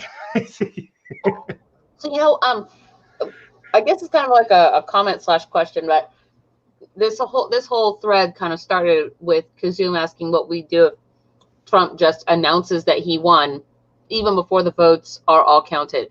And now, even though Trump didn't do this, and I don't think it's something he would do, I certainly think it's something that Biden would do, because I think most politicians that have any modicum of class would do this. But after somebody has been in the presidential election, declared the winner, right, or whatever, the other side then responds to that by basically ceding the vote, ceding the election and congratulating the victor, right, in whatever kind of a speech, however painful it may be for them to give. They do that thing to acknowledge it, right? If he were to do that and it was jumping the gun, I wonder whether or not we would see the other side of the fence acknowledge, like, do the standard acknowledging, congratulations or whatever they say, to my opponent who has won. I wonder if we would see that, because I kind of think that if we didn't see that come from somebody like Biden, that would be a huge flag for us to know that Trump actually hasn't necessarily won it, and that he is in fact just declaring it.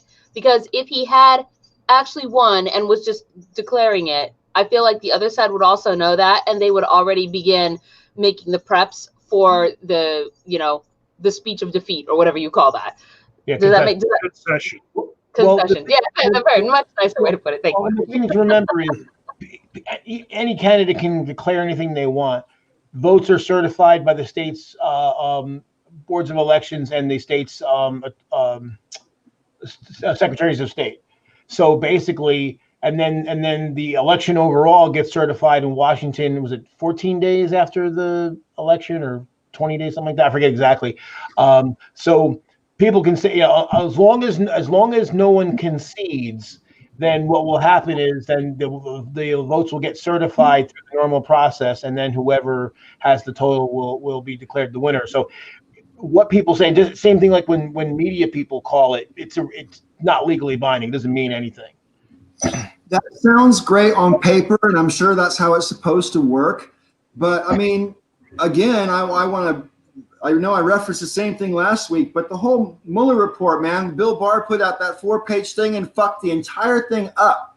And, so like, if Trump declares victory, and his Fox cohorts, of course, are going to be right on board with all that, they're going to be basically saying the same thing and amplifying it and trying to run away with the narrative and trying to create their reality to make it. I mean, look at the 2000 election, for Christ's sake. It was Fox fucking News that said Bush wins after everybody had already started declaring it for Gore.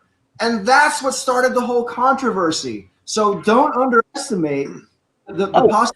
I can't count 2004 as well. Can't do that because that's not legal or constitutional or moral, normal or whatever, and it gets away with it anyways. Right, but the thing about that though, Paul, is that first off, in Florida, there would have been a recount regardless.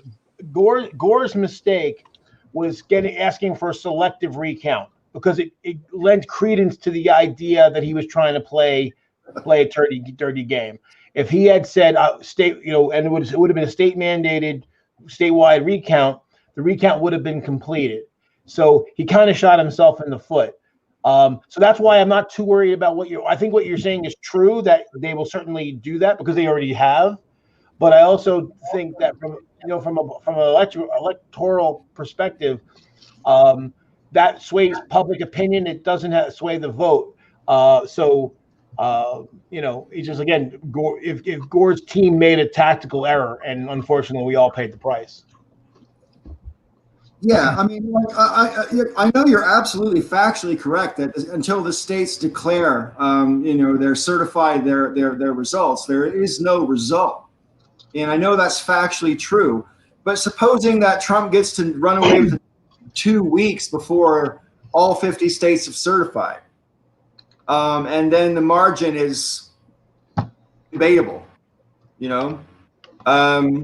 I don't know, man. There's so many different ways for Trump to pull off shenanigans with the election, and so that's why Kazum's question to me, it depends on how he wins the election, assuming he does.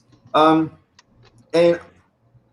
I know I said this previous Breakfast Club, but I mean I'm just disturbed, really disturbed by how sort of inured everybody is, and I'm not talking about us all here necessarily. I'm talking about the whole country seems to be inured to this idea that the shenanigans are just going to happen and there's nothing we can do about it, and all of our systems have failed us, and we can only hope that Trump doesn't cheat good enough to win. That's, I mean, it's like instead of saying, like Nancy Pelosi was saying, we just got to make sure that he doesn't get away with it. No. We got to make sure he can't do it in the first fucking place. Well, I mean, isn't the main thing though about the electoral votes? I mean, it doesn't really matter. It's been shown several times in history now that the popular vote can be radically different than the electoral vote, and the electoral vote still decides. So I'm pretty sure it's only happened like 4 times in history. That is it 5? Yeah, but but like several of those have been this century, right? Well, the thing is that if that keeps happening, though, and the more, this is one of the reasons I was saying, I think I said in the last show, that even if that's the case, the more people that vote, it only emphasizes the difference between what the people are voting for and what the Electoral College is doing. And that right there is impetus to actually kind of rise up to be like, whoa, because it makes it undeniably visible that the government isn't representing the people and is actively going against them, so I don't know. So I am inured exactly the way that Paul said, that there is going to be a controversy, and part of the controversy that I foresee is that a giant percentage of the mail-in vote is going to be for Biden. I'm talking like a dictatorship style percentage. Like 90% maybe could go for Biden. And that's just going to look very suspicious to all Trump supporters. Well, and actually, though, in some states, what they will be actually counting the early votes and the mail-in ballots ahead of time. At least some of them. The ones that come ahead of time. The ones that come ahead of time. So that will help. So this way they'll be in the initial tally, so it won't be quite as stark. But you're right; it's gonna be stark, but it won't be as messed up. I mean, the thing that makes me feel, I mean, I'm nervous. I would be lying if I wasn't nervous about how the thing's gonna go down. But what makes me less nervous is that, like Wisconsin and Michigan and Pennsylvania, the state polls from the most reputable polling agencies are showing Biden pulling away. In Wisconsin, he's got like a 10-point lead. So at least some of the places that Trump won that put him over the top last time, at least one or two of them is already out of play. So there's not enough Republican apparatus in those states to be able to pull too much in the way of shenanigans either. Because that's the other thing to really look at is, okay, who controls, what party controls the governorship, which means they control the Secretary of State in that state. One of the things that I see, go ahead. Part of that is that the retards in the officership of the Democratic Party realized the right place to put the DNC was Milwaukee. And that's why they got that 10-point lead right now. One of the things that I hope is true is that the most fragile voting is the voting machines, where we have sort of the most chance for shenanigans is really in any of the electronic areas. And that's just not a right-wing, doesn't tend to be a right-wing sort of forte. Right. Getting people in and hacking voting machines in the voting booths, it just doesn't seem like the kind of operation that most hardcore GOPers and certainly Trump supporters are going to be able to pull off very well. Right. I'm not saying it can't happen. There's a lot of 4chaners and everything else, but I just normally I worry about the electronic vote a lot more, but I just don't see a ton of competency on that side at the moment. Well, especially I look at the 2018 congressional elections. The fact that the Republicans took a pretty bad drubbing in that says to me that if they had the means to do cheating, widespread cheating, they would have done so then.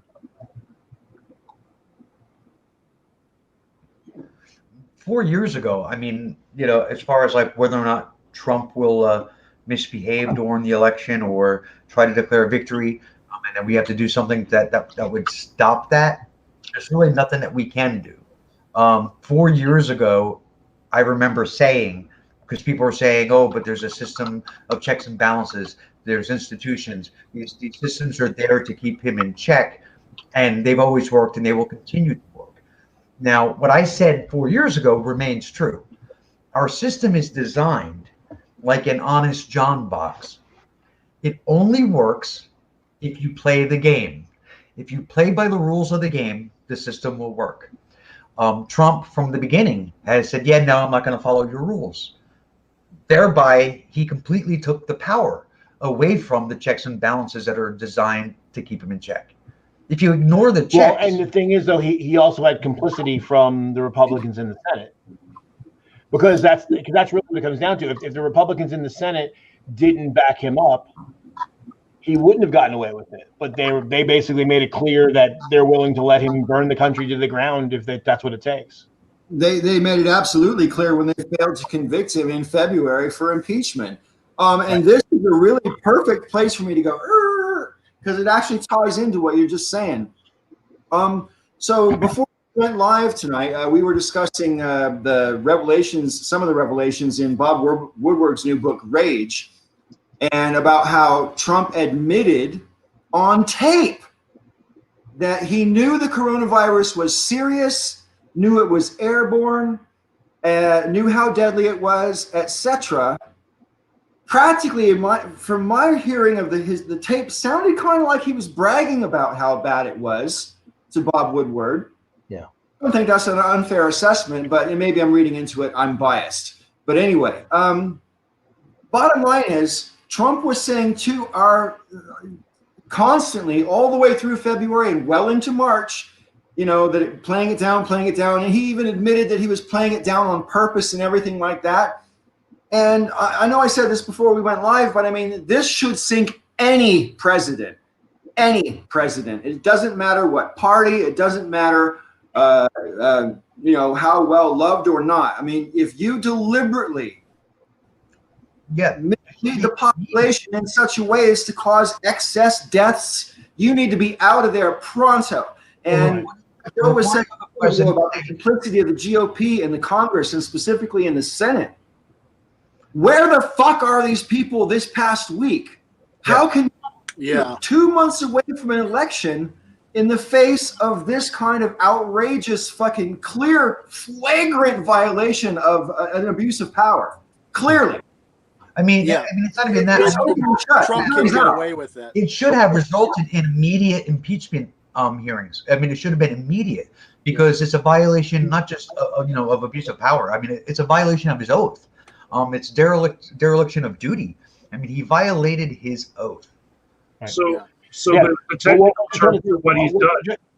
I just want to remind everybody too. One of the 4 articles of impeachment against Bill Clinton was really that he lied to the American people. Right. Yeah. So it's actively negligent. Sorry.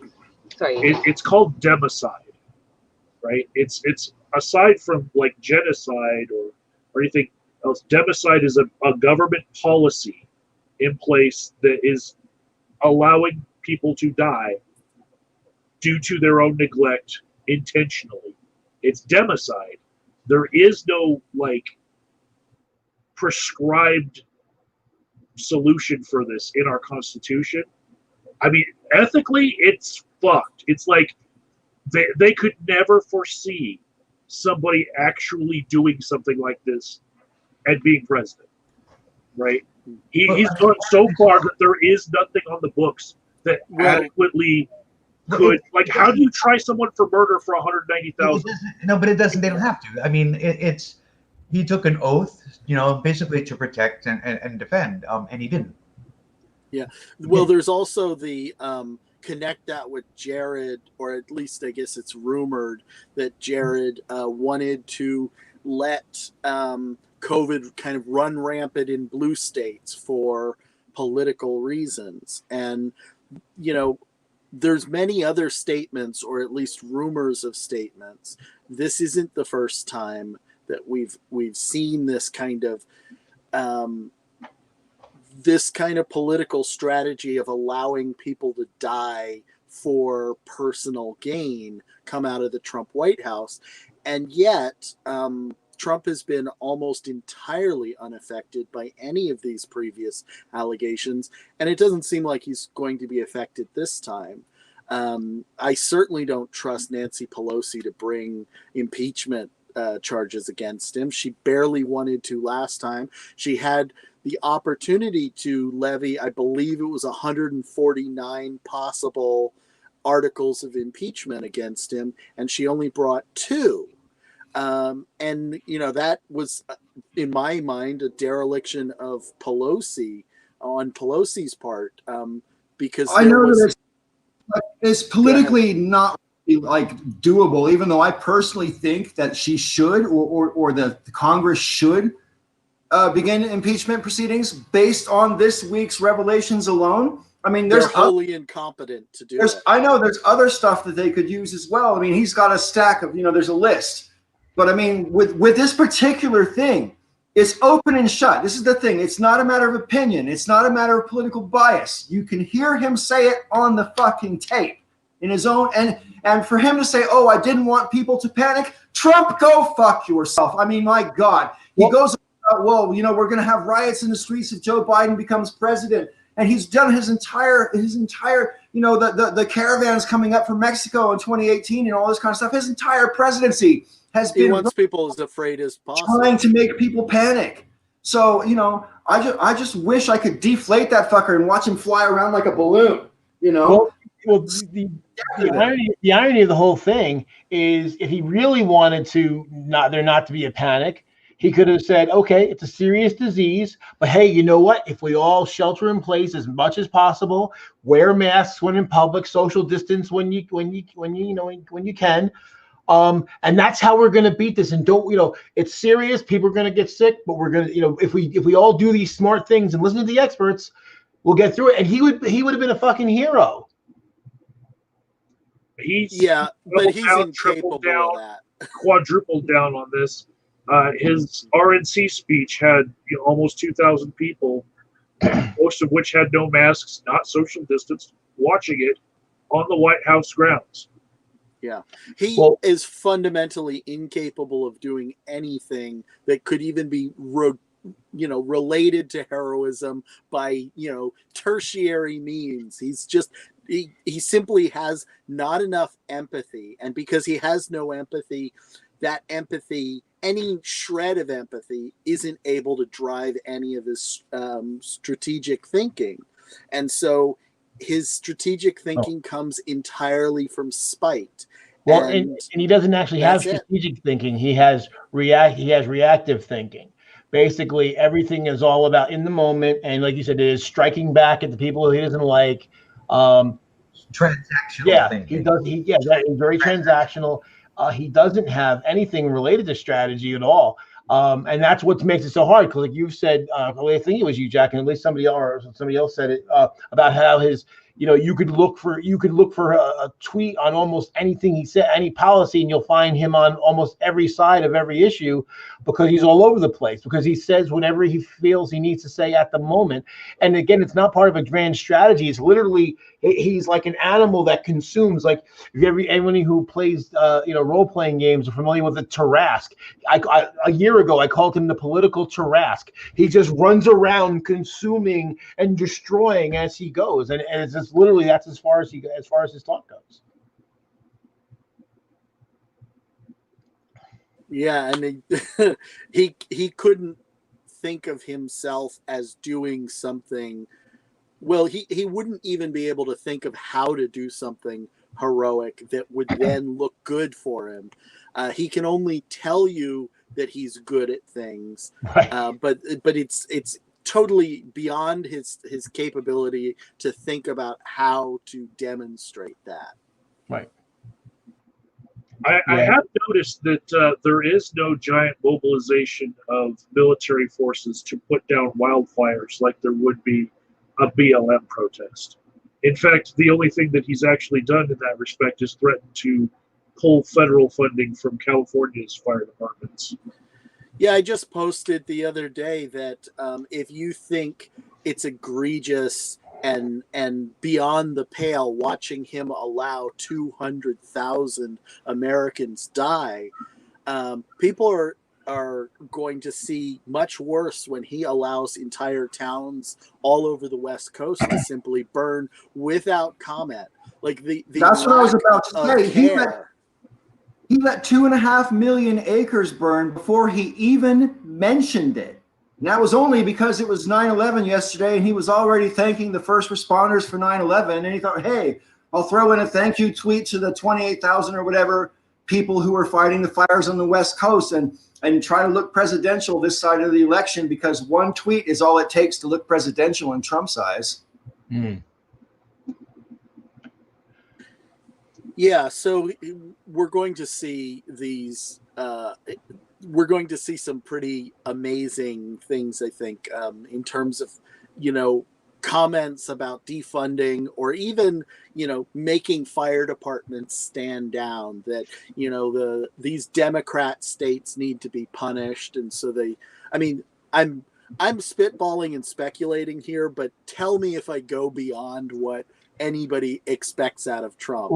Well, that's the thing. I mean, that's the scary part, because what you're saying is kind of fantastical and completely believable with him. That's the sad state of affairs we're at. You could say that's what's really, normally when you think of conspiracy stuff, most conspiracy stuff is wacky and it's just way out there, and it never really happened. With Trump, it's like, well, he might do that. Yeah. And that's why I can't even contemplate him winning. One thing that was good today, YouGov poll, just a general poll, finally had Trump below 40%, Biden 49, Trump 39. And it looks like this latest thing is actually starting to hit home to some people. In the poll, they asked, because they did bring it up, and that was one of the things that people who have shifted in recent days, and that was one of the things that shifted them. And they're saying that, like, they're looking at people who voted for Clinton last time who are considering Trump, and only like 1%. The percent of people who voted for Trump last time who are looking to vote for Biden this time is 8%, and that's the election right there. I mean, that's everything you need right there. So I think there's a crack in the egg. It's finally something horrible enough that there are promises of other revelations, and I mean this has done this one. I mean, it's crazy how many things are abandoned. This is a thing that hurts them, but this is hurting them.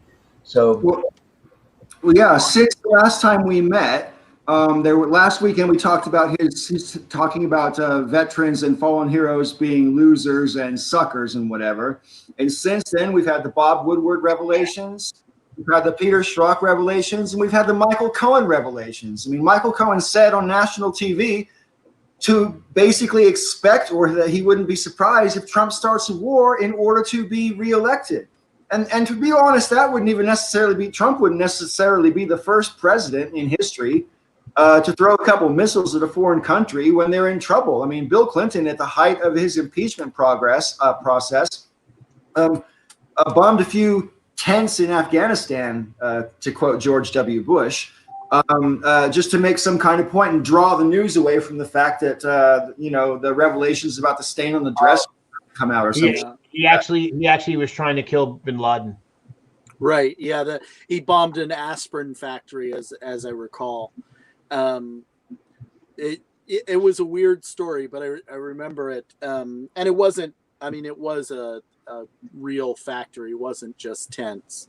But the thing is that, you know, as Bill Clinton may have wagged the dog a little bit, like Trump is a master of that. He is so much better at diverting media attention than any president.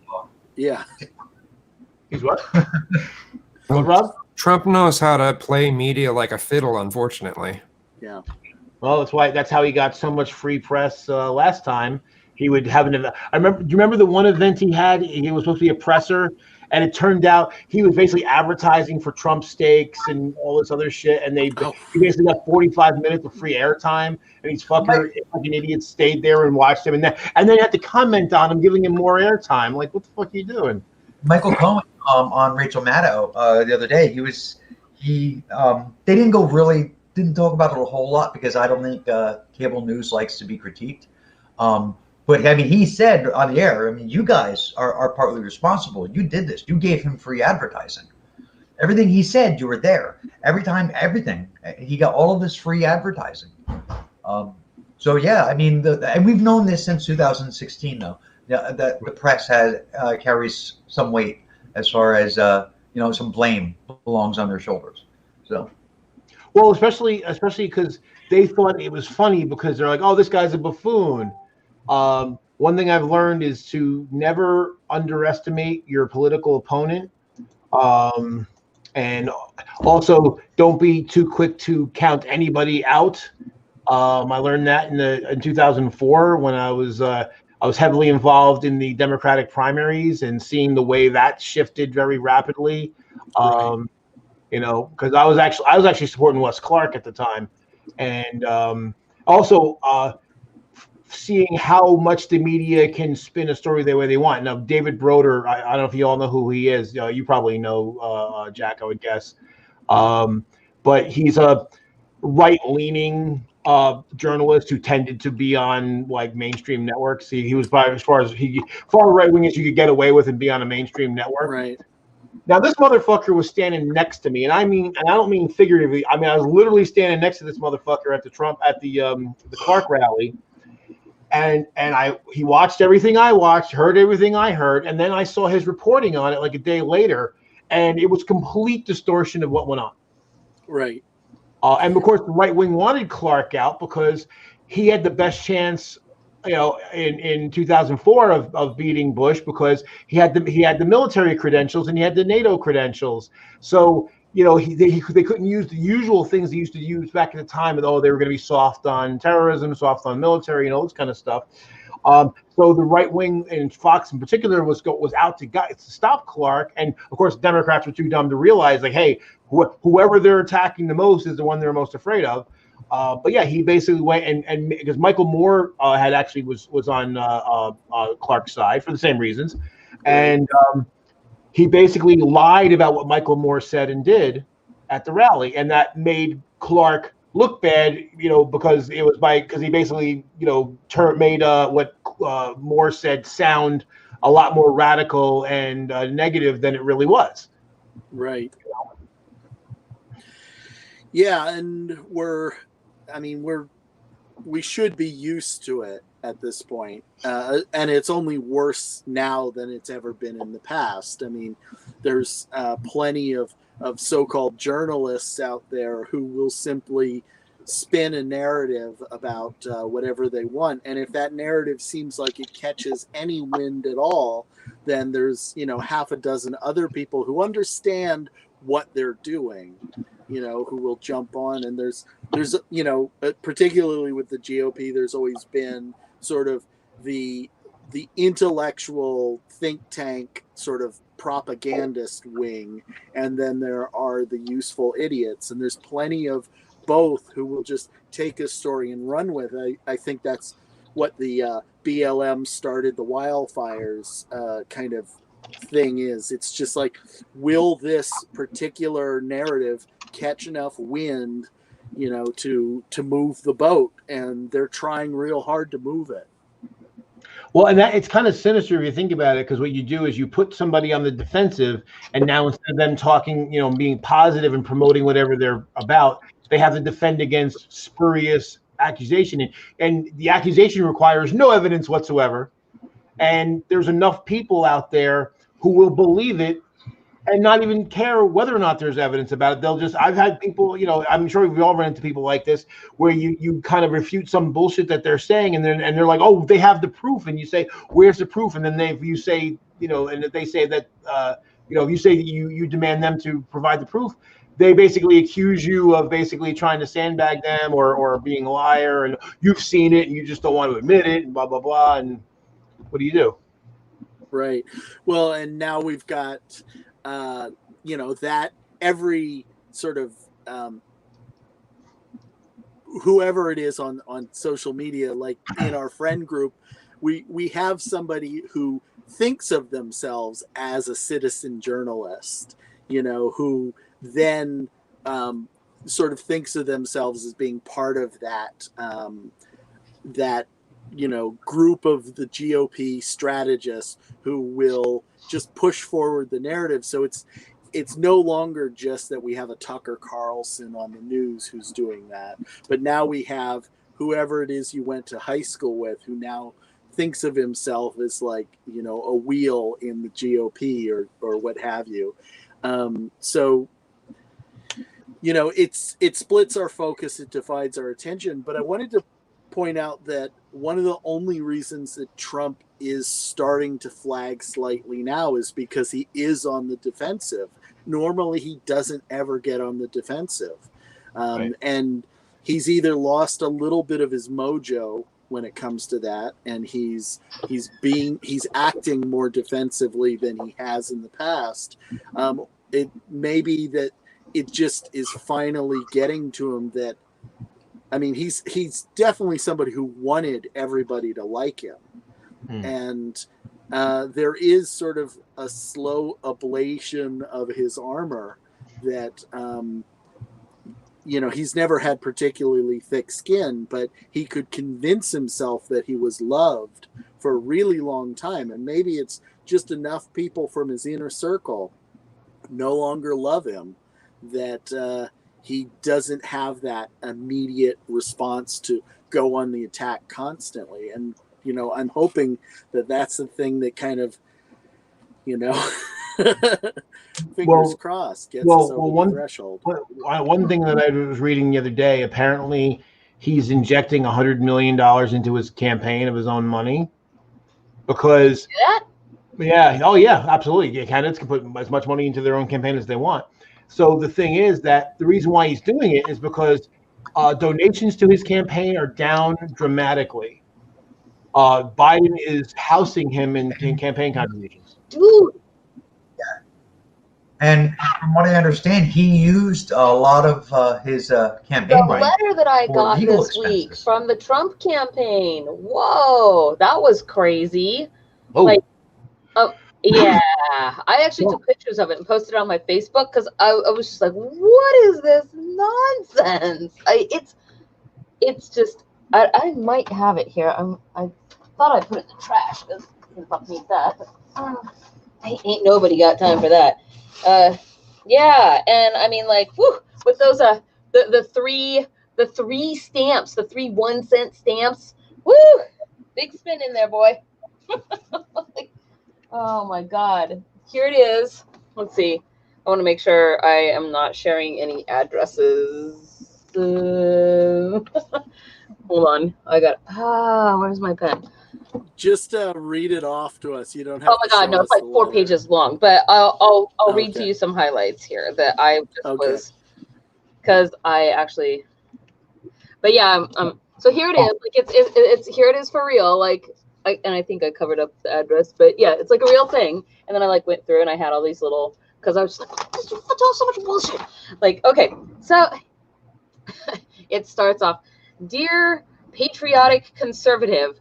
I put 3 live postage stamps on the enclosed rush return envelope because I had to get your immediate attention. Just what? I mean, okay. And because I need you to respond to me right away, And so it was, I think you guys maybe have seen some things like this before, but it's the language that is in this that I just found, I mean, not to mention a bunch of the crap that's in here, but it started the moment the Democrats seized control of the U.S. House and as their first act put Nancy Pelosi back in charge as speaker. And then, like, who says this? Who fucking talks like this in what is supposed to be a damn presidential? This just makes every part of my have some sophistication brain go berserkers. But they obstructed my administration at every turn and pushed their ultra liberal agenda to the max. Boy, I wish. Who? Retard. Like, Ultra liberals to the max. Like, ultra liberals are like, what? With 2 X's. I mean, AOC is a great tool for the right wing, because people don't remember history and they think some of the things that she has called for, like tax structure and that kind of a thing, they think it's really radical and really socialist when it's actually nowhere near as radical and socialist as we had for about 30 years. So, I mean, you know. So here's where we really start getting into the things, right? So, as did the Democrats' calls for a nationwide vote-by-mail election, which would open this November's results to unbridled fraud and abuse. But you're mailing people these things and telling them to mail money back through that same postal system, right? Like, I mean, I just want to be clear here. Super safe for people to mail you money, but not safe at all for you to mail your votes. What the fucking retard? Let's see.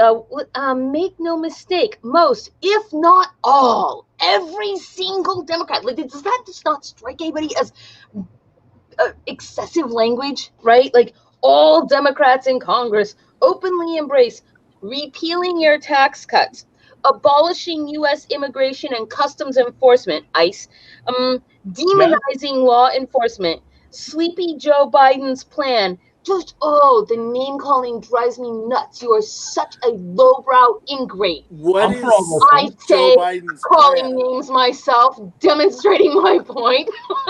Anyway. But actually, I got to say that I'm for all those things. So let's see. Sleepy Joe Biden's plan to expand the disastrous Obamacare and giving communist China a free pass. And I was just like, repealing your tax cuts. Like, you mean like that Social Security thing and, demonizing law enforcement. You mean like police accountability? yeah. Yeah. Like, that's actually what they're doing, right? Demonizing law enforcement. Maybe if the law wasn't doing demonizing things to be demonized about, nobody would be able to demonize them in the first place. Ding, ding, ding. Like, anyway, you guys got me. You asked me to read this, and now I'm just like, I'm on a rant over here. Well, I just want to jump back to the campaign financing just for a second, and then you can give us more stuff. But so in July, Trump and the RNC raised 165 million, and Biden and DNC raised 140 million. In August, Biden beat Trump by 154 million. Didn't raise 154 million, beat him by 154 million. Trump and the RNC raised 210 million in August, and Biden and the DNC raised 364.5 million, which I think is an all-time record. This year? Yes, it's August. That was August, just the month of August.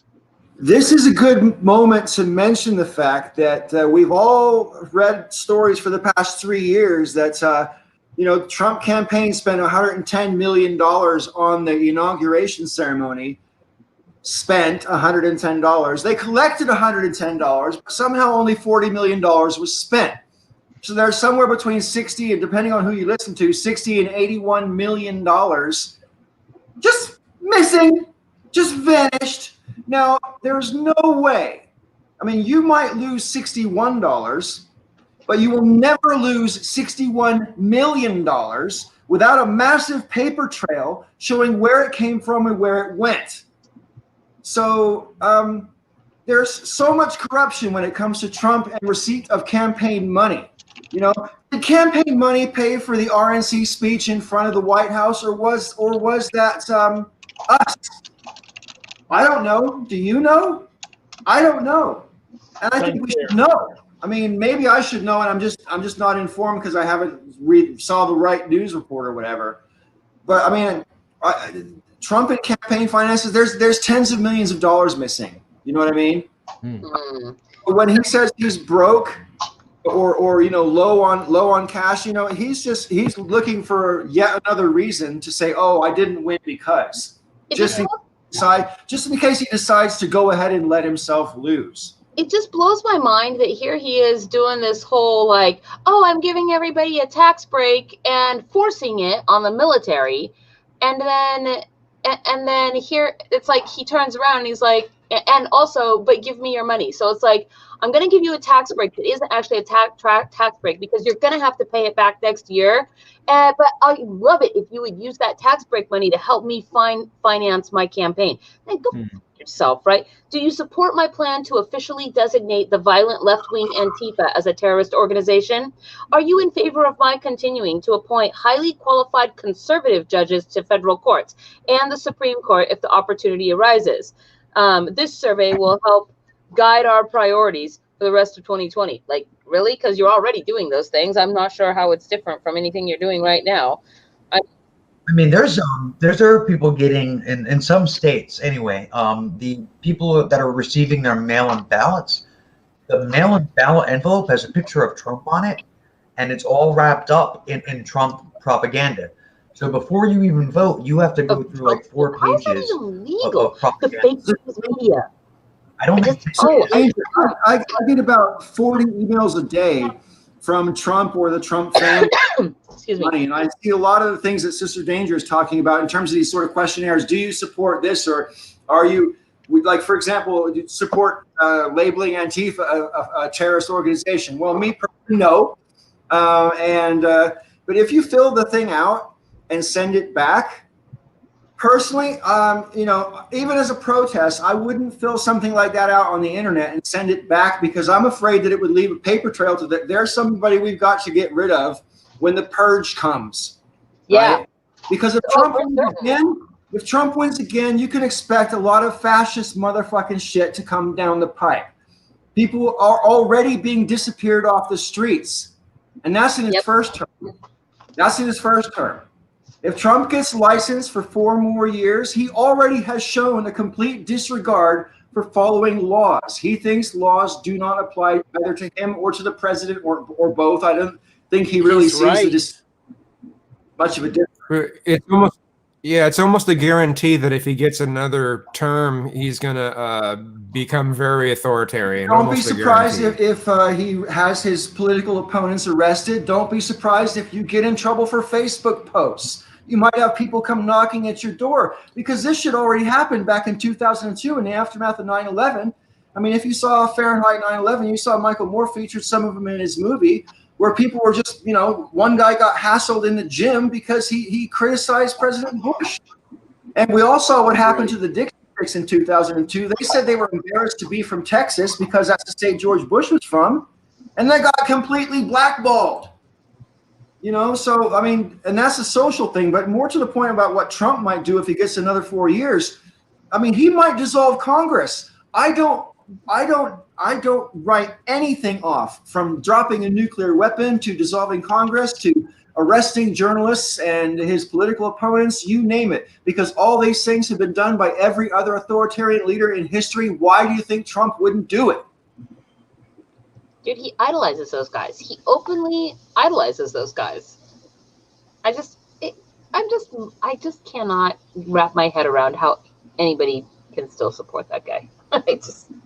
Yeah, I mean, that's why I get angry at people that are ostensibly on our side of the political fence, who are like, they're just really, conflicted or just adamant. Like, no, they're not. Both sides are the same. I'm like, what fucking universe do you live in? I mean, I can understand you say I don't like Biden and I don't think he's good. Fair enough, but people that actually think that they're the moral equivalent of one another that's just beyond all rationality. I mean, I could see people saying that the Republicans and Democrats are similar when it comes to warmongering, but nowhere else really. Well, exactly. The environment, LGBTQ rights, women's rights, minority, the racial minority rights, religious minority rights. I mean, it's there's so many ways, and that's why when I hear people say this, I mean, like either they don't pay attention to stuff, or they're in such a privileged position that that the outcome's not going to affect them. So fuck it, So I actually think that if Trump loses, he's still going to be able to do a lot of damage, even if he steps down peacefully in January, just as a heckler with a Twitter account. He's going to be able to inspire a lot of bad shit. We've never had a president that would heckle the way that Trump would heckle everything Biden does. Yeah, and just the month or so between the election and him leaving, there's a lot of damage he can do while still in office post losing an election, which is not something we've seen a president do before either. The idea that, again, spite is sort of his motivating principle. And I don't think I don't know of any historical precedent for how much a president might deliberately try and create kind of booby traps, legislative booby traps, and destructive ends for the incumbent or the incoming president. I mean, I think the worst thing that I heard. 1992, sorry, Rob, just real quick. In 1991 to 92, when George Bush, the senior, was a lame duck president, he decided to get us entangled in Somalia before Bill Clinton was inaugurated. And I really don't know what the declared U.S. interest there was in that.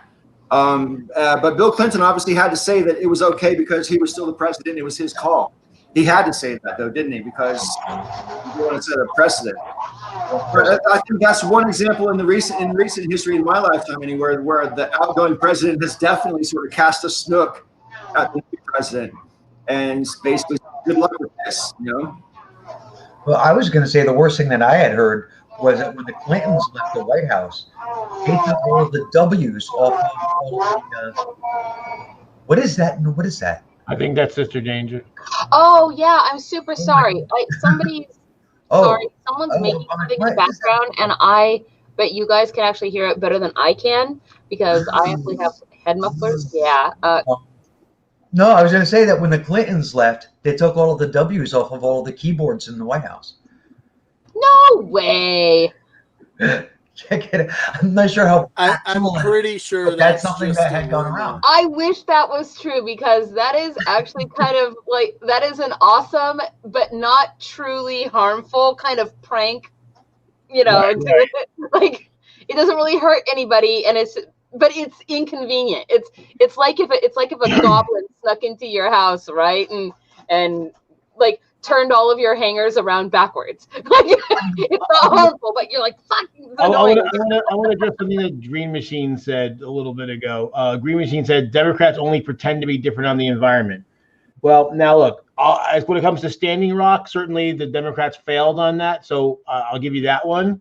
But the Democrats are not for not dumping coal ash and coal waste into rivers, and the Republicans are. The Democrats are for not dumping fracking waste into rivers, and the Republicans are. So you fail, you fail, Green Machine. You're wrong. Yeah, another thing I wanted to add to that too is the Democrats haven't been trying to got all the regulations in regard to environment.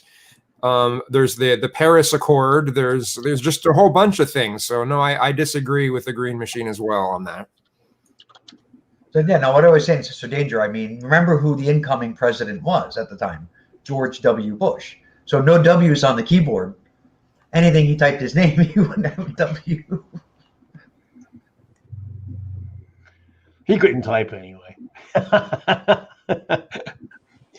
I have no doubt that the George W. Bush was a technological neophyte, shall we say, to put it nicely. Luddite. Luddite.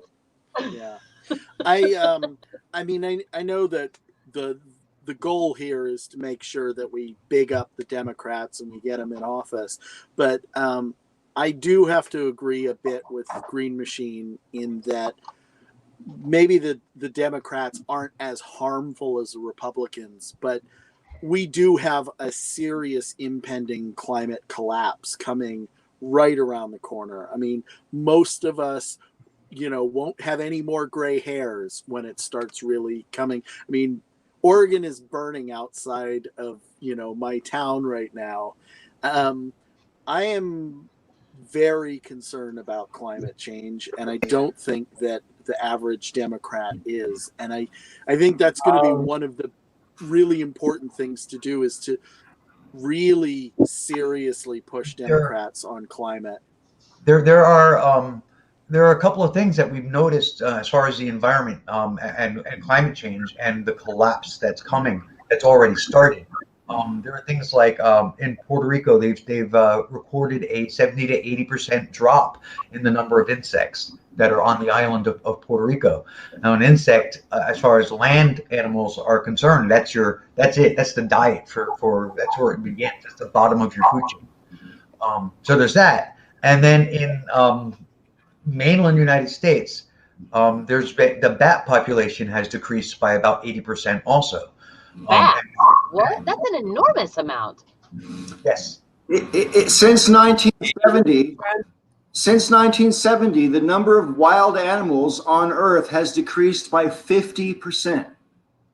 Since 1970, 50 years. Yeah. I make an analogy pretty frequently, which is that we are right now in a vehicle traveling at 120 miles an hour directly toward a brick wall. And Biden's going to slow us down to 90. It's still not survivable. Hey, guys. We have to make Okay, it survivable. I have to go. It is fooding time here. Take care. Okay. Thanks for the hangout. Yep. Bye, guys. See, I have to disagree with Jack on that, because I mean, for one, it's not. I mean, the legislation is going to come out of Congress. It's going to come out of the House anyway. But the thing about it is, I mean, there haven't been any Democrats that I've heard in the last 2 decades, at least, probably longer than that, that haven't been talking about this, trying to do something about it. Maybe, if you want to say not enough, okay, I'll give you that. But it comes down to whether or not what can be done about it. Kazum, I know you saw the movie Planet of the Humans. I did too. Yeah, I saw that movie as well the day that it was released on YouTube.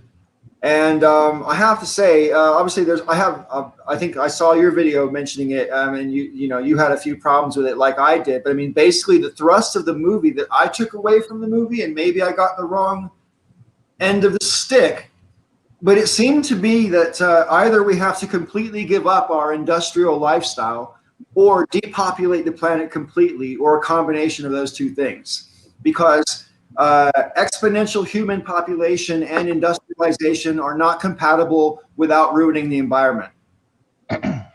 Right? So something's got to give. I got that just from the movie. That's what I felt like it was trying to say. That's what it felt like to me. But the movie also, I had a couple problems with the way they were saying about how solar energy depends on constant sunshine or whatever, and wind energy depends. What if there's no wind? And it's just like, I mean, it's not as open and shut as that, for one thing. And well, I mean, I the fact that I just drove across Kansas recently, and there's mile after mile after mile after mile of wind farm. They're not, and it's not bringing anybody's property values down, because there's no houses for miles and miles either. Do you know what I mean? And wind is renewable, and the whole point of environmental conscious stuff is that it's renewable. It's not so. I don't know about. I had those kind of problems with Planet of the Humans, but basically, it depends on what can be done. Yeah. Well, I would say. Well, go ahead. I just wanted to interrupt, because I think I'm safe to say that I'm the only one on the panel who has actually, on an industrial level, reduced industrial pollution. I'm an engineer, and it's one of the things I've done for a living. So the thing about it is that I disagree that it requires deindustrialization. What it does require, though, is a radical shift in the way we do our industrialization. The funny thing is that the right wing scare tactic, and unfortunately, some of the center and even a little bit of the left fall for it, is this scare tactic that, well, if we do what it's going to take, the economy will be destroyed. That is complete horseshit. Because one of the best ways that you can reduce pollution is to make your processes more efficient. So, and when you make your process more efficient, they cost in the long run, they cost less money. So if you need less raw materials, you throw out fewer things. There's less waste in the process themselves. You use less energy. All of these things reduce your carbon footprint massively, and that's There, So I was just gonna say there are a lot of things. There are a lot of things that are coming out. There are a lot of ways to sequester carbon from the atmosphere. And I mean, I watched on Netflix. There's a thing I can't remember what it's called now with Zac Efron, and he travels all over the world. And they're looking at ways that people are solving problems when it comes to the climate crisis. And in oh my God, where was that? Greenland? I think it was Greenland. It was there, and they have these big, massive machines that they use to sequester carbon, and they inject it right back down into the ground. And for them and for their population and everything else, that's great. It works for them. In the United States, though, something like that would have to be scaled up, and I think that's where a lot of our problems come from right now. Is they don't scaling up a lot of the technologies that already exist. Well, we have a couple of issues, and one of those is that when we make things more efficient, we also then just add more consumption as Americans. So that's very typically we oh great, we've got more fuel efficient or energy efficient light bulbs. We'll just add 6 times as many light bulbs to our environment. And certainly manufacturing is exploding in some ways. I mean, a lot of it is just that it's been offset, not offset, but it's been externalized. We send our manufacturing elsewhere, and so all the dirty pollutants are happening there. I think my biggest concern or problem with the movie Planet of the Humans, although I found it very credible in most cases. I watch a lot of EV blogs. I've worked to convert an old VW microbus to an electric vehicle, project that had to be paused when I became homeless. But the movie is correct in places where solar panels and battery manufacture and a lot of the manufacture of supposedly renewable materials is not as green as we would like, and not as effective, not as energy efficient as we'd like. Solar panels degrade way faster than we're willing to sort of recognize. So there's a lot of greenwashing going on. But I was disappointed that the movie didn't touch on nuclear power at all. Right. Where, I know that in general, the left is very afraid of nuclear power. And certainly there are historical reasons for that. But I do think that we need to be taking another look at it, especially because we're not in the 1950s anymore. We aren't as stupid. Engineers are much better at making fail safes than they were before we could even computerize that or have, predictive algorithms for, how something might decay. The other thing is that most Americans have been afraid of the byproduct and waste of nuclear power because we don't understand what half-life means when we're told that this waste will irradiate for 10,000 years or 100,000 years. We don't recognize that that's actually good. That means it's irradiating very slowly. It's putting off radiation in a way that is more similar to the way it is in the actual ground. You can go out into the desert and anyway, I'm getting off topic, but I think that if we can really push Democrats and whoever's in power to examine nuclear power again, take another look, and do real serious, pushes for changes in environmentally responsible solutions, not just greenwashing and not just sort of like the lip service that we do get from a lot of Democrats, maybe we have a chance. But it's going to be a squeaker if we make it. Anyway, that's my rant. Did you want to say something, Rob? Yeah, I was actually just reading because I wanted to make sure I had it right. It was actually in Iceland, and they have a power plant there that captures all of its own emissions, captures it, and then returns it to the ground as rock. So Well, I mean, it's basically zero emission.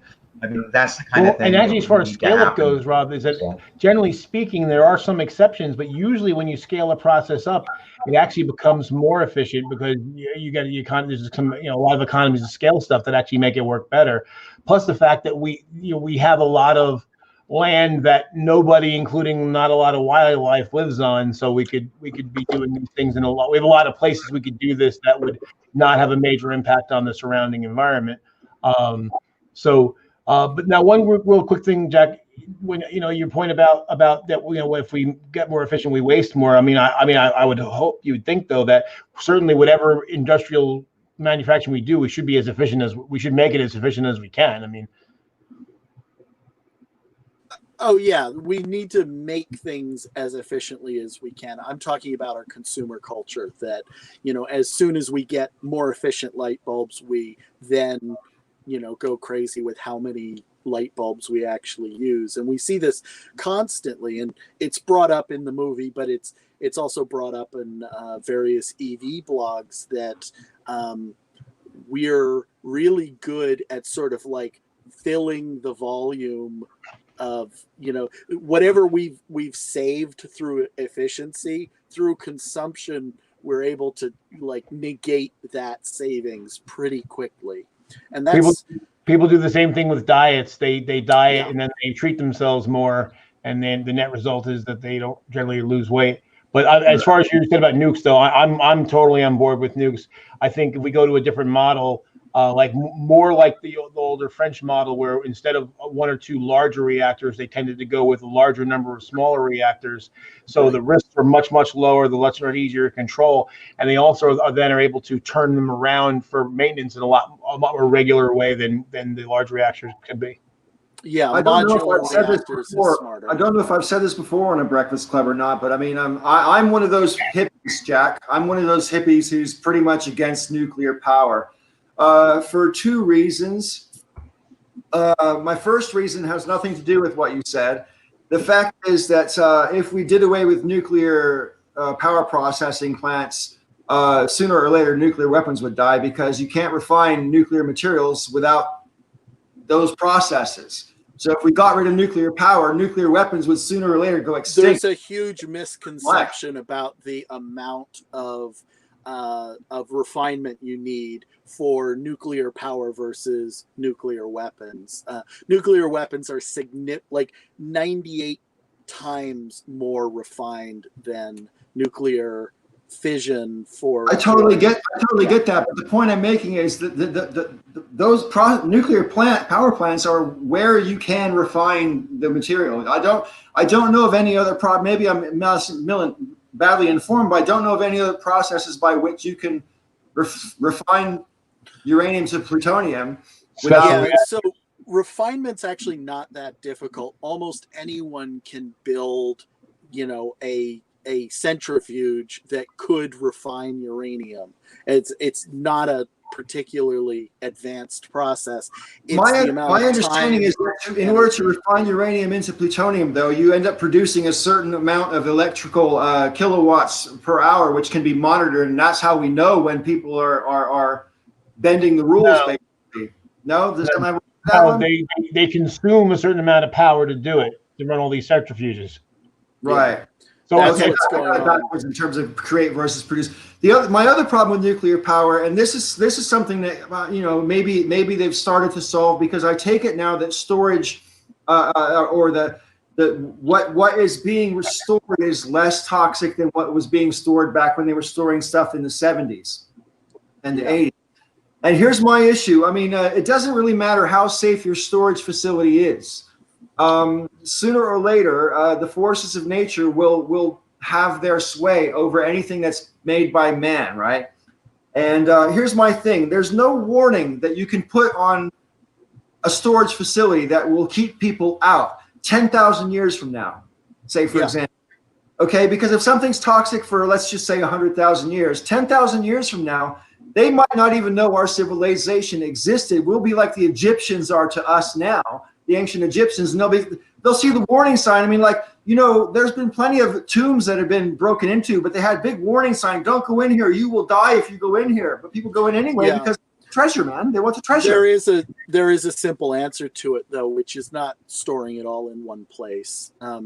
The fact is, nothing that we've ever pulled out of the ground and refined is any more toxic than what we pulled out of the ground. We just concentrated it. And storing it in a concentrated form isn't a very smart thing to do. Like, we took it out of, you can walk out into any desert right now and pick up any rock that has a certain amount of uranium in it, and it's not going to harm you. You can hold it in your hand and you can carry it around in your pocket, and it'll be giving off a small amount of radiation. Storing irradiated waste material needs to be treated the same way. Dispersal is the way you do it, not concentration. But like the old thing they used to say, the solution to pollution is dilution.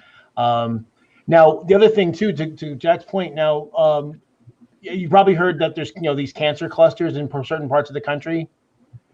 One of the big reasons that creation of that, particularly here in the Northeast, is we have there's quite a lot of uranium in the soil.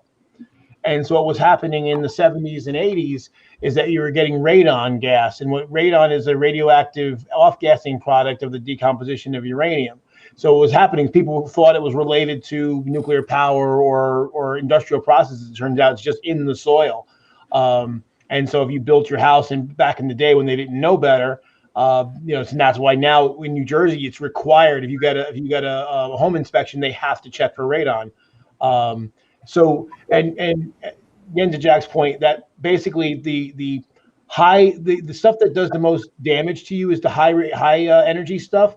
The high energy stuff actually has very, very short half-life. So that's why when you see movies and they show like these radiation zones where everything's massively irradiated for billions of years, that's not actually how it works. That's why you can go to Hiroshima or Nagasaki today. It's exactly the opposite. Is that the thing that you should be afraid of is something that has a half-life of 30 seconds, because you're basically consuming 10,000 years of radiation in 30 seconds. That's why Americans are confused by the half-life terminology. We think about it wrong, but that's just a matter of really education and marketing more than it is even technology. You're very well informed, Jack. I appreciate that. It's something I'm interested in. Paul, when all this shutdown and social distancing is over, we'll go on a trip to all of the different fracking pads. I'll bring my Geiger counter. And I'll show you that most of the oil that they're bringing up from the ground is full of radioactivity. And there are certain points that you can just set a Geiger counter and just watch it go sky high, and you'll be amazed that this is something that we put in our cars. We set on fire in our cars, and then it comes out the exhaust and it's going into the air all over the place. And then we can go tell all the residents that they got that going on nearby. We can be basically like the 21st century Aaron Brockovich. Absolutely. I know exactly where we're going first. I don't want to be Aaron Brockovich because she's kind of a conspiracy nut. And I encountered her a few years ago on Facebook. She blocked me because she was spreading a lot of like anti-vax garbage, Oh, and wow. I took her to task on that, and so she blocked me. Do you think there will be a time when we ban combustion engine automobiles? I hope so. I I- actually, so one of my hobbies is I write science fiction, and I wrote a story that takes place in 2062 where outside of museum pieces and special collectors vehicles, internal combustion engines aren't so much outright banned, but have so many regulations and restrictions on them that it's essentially impossible to afford or maintain one. And I do think that that's very possible, but it's not going to be possible until there is such a significant alternative that people feel like they're not like we could theoretically ban, cattle produced meat Okay, or so overregulate it same way. so what if, right? Let's just play fantasy politics for a second. What if AOC decides to run for president in 2024 and she wins? Yay! And she decides that everybody who wants one can have an electric car for free. You don't have to have one. No one's going to make you have one. But if you want one, you can exchange your petrol car for an electric car. Boom. Cash for clunkers. Sign me up. Yeah, unfortunately, I mean, we're just nowhere near manufacturing capacity for batteries. Batteries are the big sort of I choke think point. if President Alexandria bats her eyelashes at the auto industry, and I think you'd be surprised.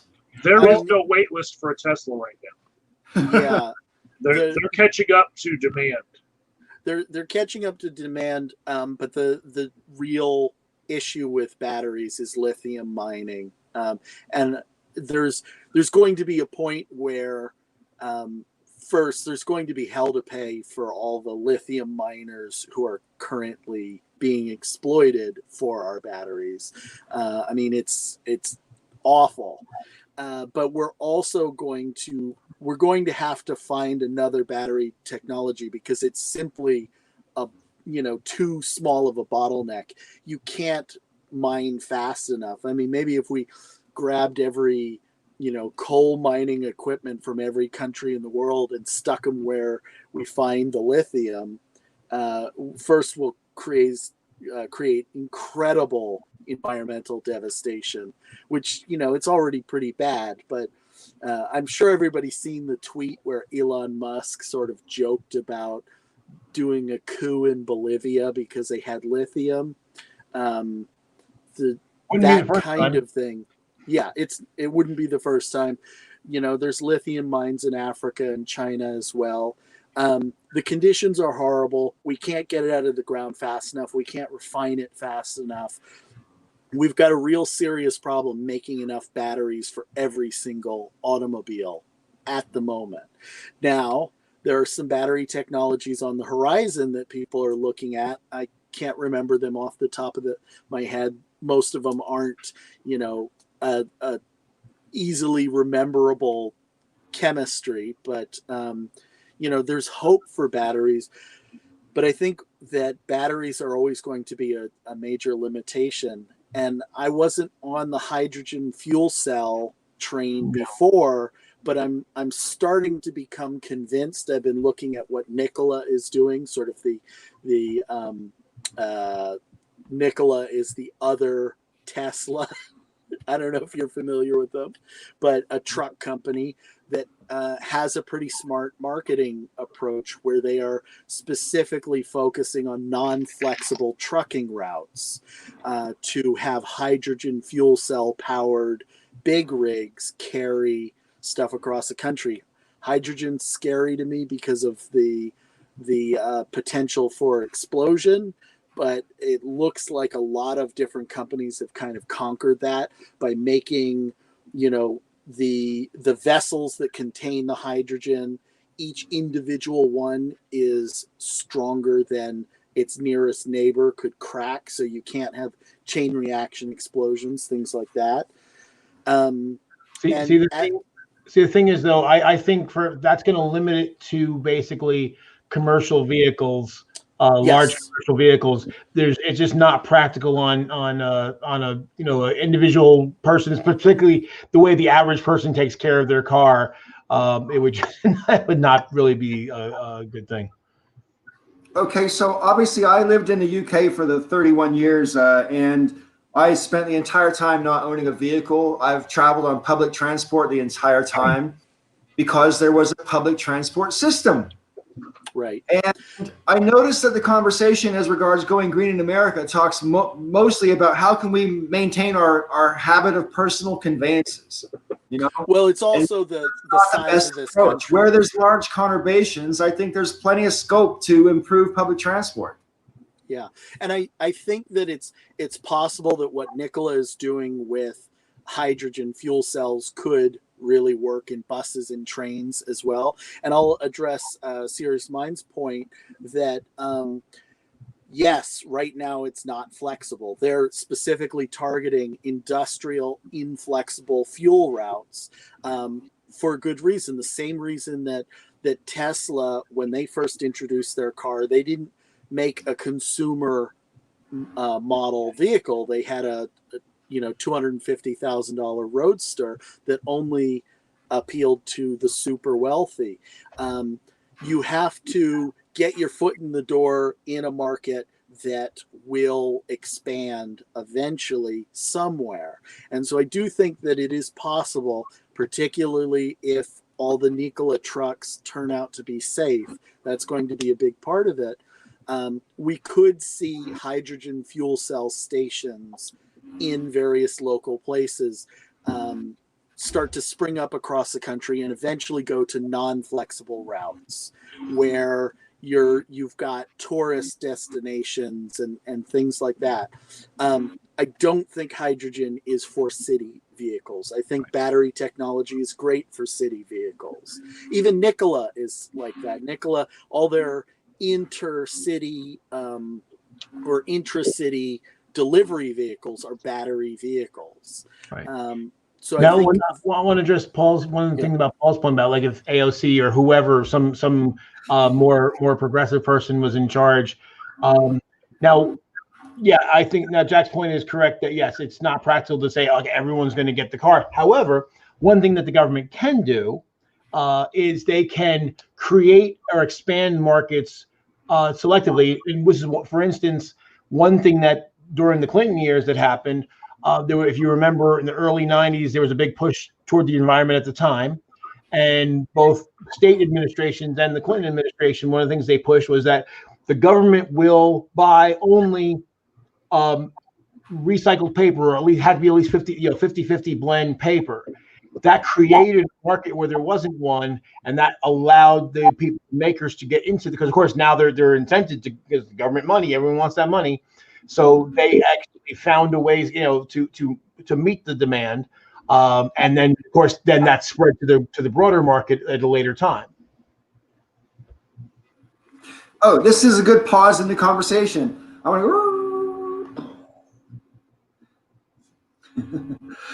to. I recently started watching on Netflix Oliver Stone's The Untold History of the United States of America. Has anybody else been watching this? No. Oliver Stone is a nut job. Well, you can have that opinion. I don't necessarily think he's a great guy or anything, but I been watching this series, and he starts off with the Depression basically, and goes on from there. And the vice president for FDR was a man called Henry Wallace. And Henry Wallace was possibly the most progressive politician ever elected to high office in America. And I didn't know this until I watched, because I knew that when FDR was elected that his vice president wasn't Harry Truman, but I didn't know that Wallace was elected with him as his vice president the first 3 elections in a row. And then there were shenanigans in the Democratic what do you call it? The conclave. the conference at the end, and then they voted Truman in at the out from under Henry. There was like shenanigans. There was a total, literally like backroom smoke-filled backroom deals to vote the sitting vice president out and put in this other guy. And then, oh, look what happens 3 months after the inauguration, or 6 weeks, sorry, after the inauguration, a poor FDR dies. Everybody knew he was sick anyway. I mean, seriously ill. Obviously, then Truman becomes president, and then 4 or 5 months later drops the bombs. And Oliver Stone does not infer this, but I could not help wonder if those shenanigans in the DNC conference were to get Truman in specifically for that reason, because some people knew the bomb was in development and knew that they were going to try to use it to end the war, because there's a lot of reasons to think they didn't need to drop the bombs in the war. Japan was already prepared to surrender as long as we let them keep their emperor. But we said, no, we want an unconditional surrender. And after we dropped the bombs, they surrendered unconditionally, and we let them keep the emperor anyway. They almost didn't surrender even after the bombs, though. Well, that's right. Yeah. And yeah, I mean, the situation with Japan is quite complicated. I'm kind of an Japonophile, but yes, there was this belief that, or there was the propaganda in Japan that every last person would die, would fight till the very end. I don't personally buy it. I'm somebody who doesn't believe that we needed to drop the bomb, but I also understand that I can see why people thought that Japan would never, ever surrender, because there was so much propaganda to that effect. And Japan was a caste system.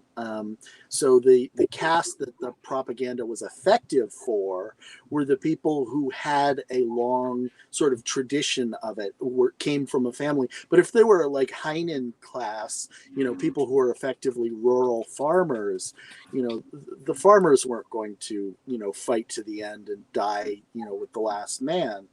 But certainly the U.S. did have reason to believe that maybe that was the case with the Japanese.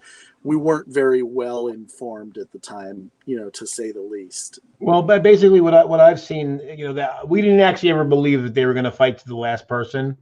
What it was is that the estimates, like the actual estimates that came out a few years back, was that the Japanese civilian casualties could range up to 3 to 5 million.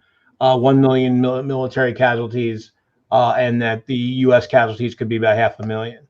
Now, it's hard. We won't ever know if that's accurate or not. But that's the thing is that even after because the emperor was the tiebreaker in the vote, there was an attempted coup, because there was a certain part of basically the military wanted to continue the war.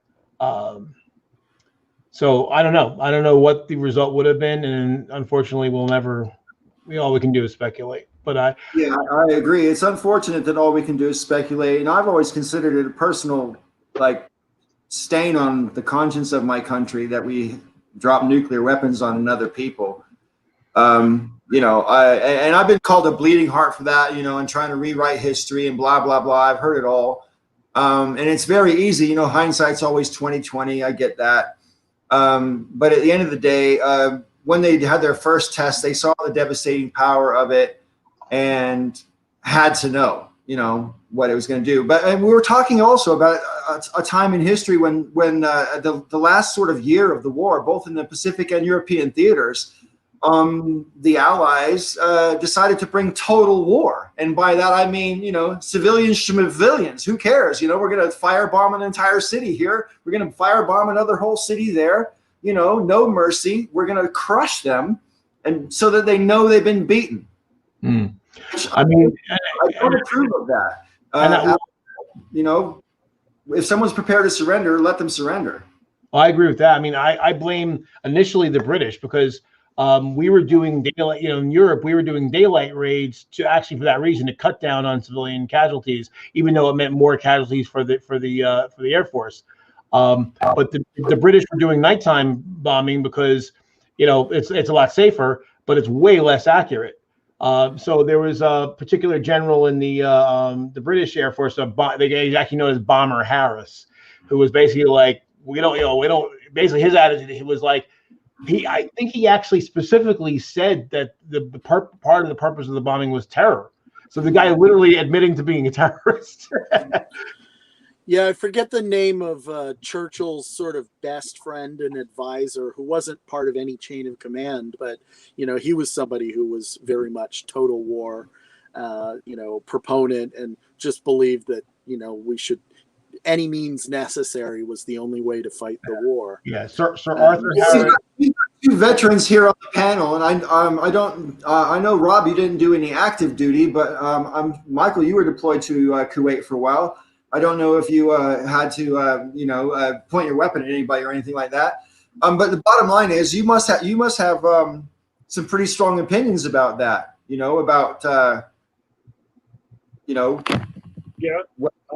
I think personally it's guided by career choices that I'd rather help people than hurt people. The Stars and Stripes newspaper that Trump wants to do away with, in the very back section of it, there's a whole bunch of ads for join the LAPD, transition what you know as a soldier into this and that. And I decided first to work for GE, and then I worked as just a regular electrician, but now I'm a counselor. I've gone the therapist route, and I just like to help people, and it's completely changed my view of things. You could do a lot more just being a nice person than trying to police people as far as creating a better community.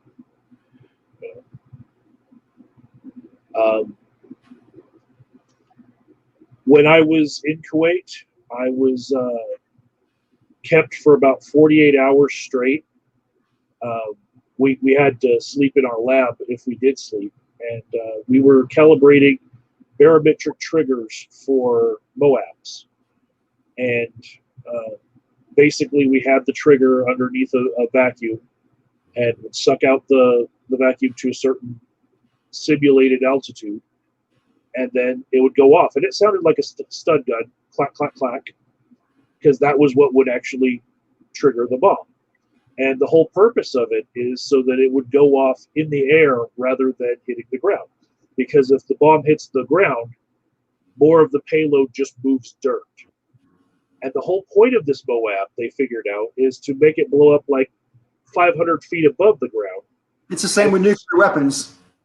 Well, they wanted to suck out all the air so that people would pass out. And they especially wanted to detonate these things right over the entrance of a cave so that they would suck out all the oxygen from the cave. Everyone inside passes out, and then Marines go in there and just put bullets in bodies, right? But when they were, if they were to hit a city, there was a calculation that we could see that, like, if we screwed up on these triggers, if we turned a potentiometer this way, it would be like tens of thousands less dead. And if we put it actually where it's supposed to be calculated, tens of thousands more dead. And I was with my friend Dan Greeno, and I was like, hey, look, tens of thousands dead, 0 dead. Tens of thousands dead, 0 dead. And we actually set them the way that we should.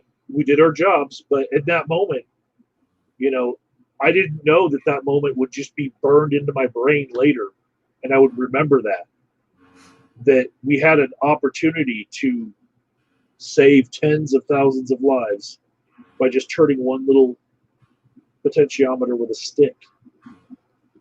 It was tens of thousands? Yeah, tens of thousands. If they dropped it in the right place. Wow. Or the wrong place, as the case may be. Yeah, it was a fraction of a megadet, right? And that's something that I think about. That when you work for a company and you put their badge on your T-shirt, you know, whatever it is, kind of shirt that they want you to wear as a uniform, you know, it becomes part of your identity. And when I went and worked for GE, I was really working on X-ray and MR equipment right after that, and that really kind of changed my mindset. Is like the end product here is all healthcare. You know, when I went and worked for the union as an electrician after that, the end product was just keeping everybody in power. You know, keeping a refinery up, maybe. You know, but nothing as destructive as what I was doing in the military, and I wouldn't want to do anything that destructive anymore. Well, you know, I wonder. It's kind of amazing to me sometimes when I think about it, how much of, you know, the military, it's like self-feeding. You know, we think we feel we need to have this huge military to defend ourselves, and no one ever asks the question like, well, from what?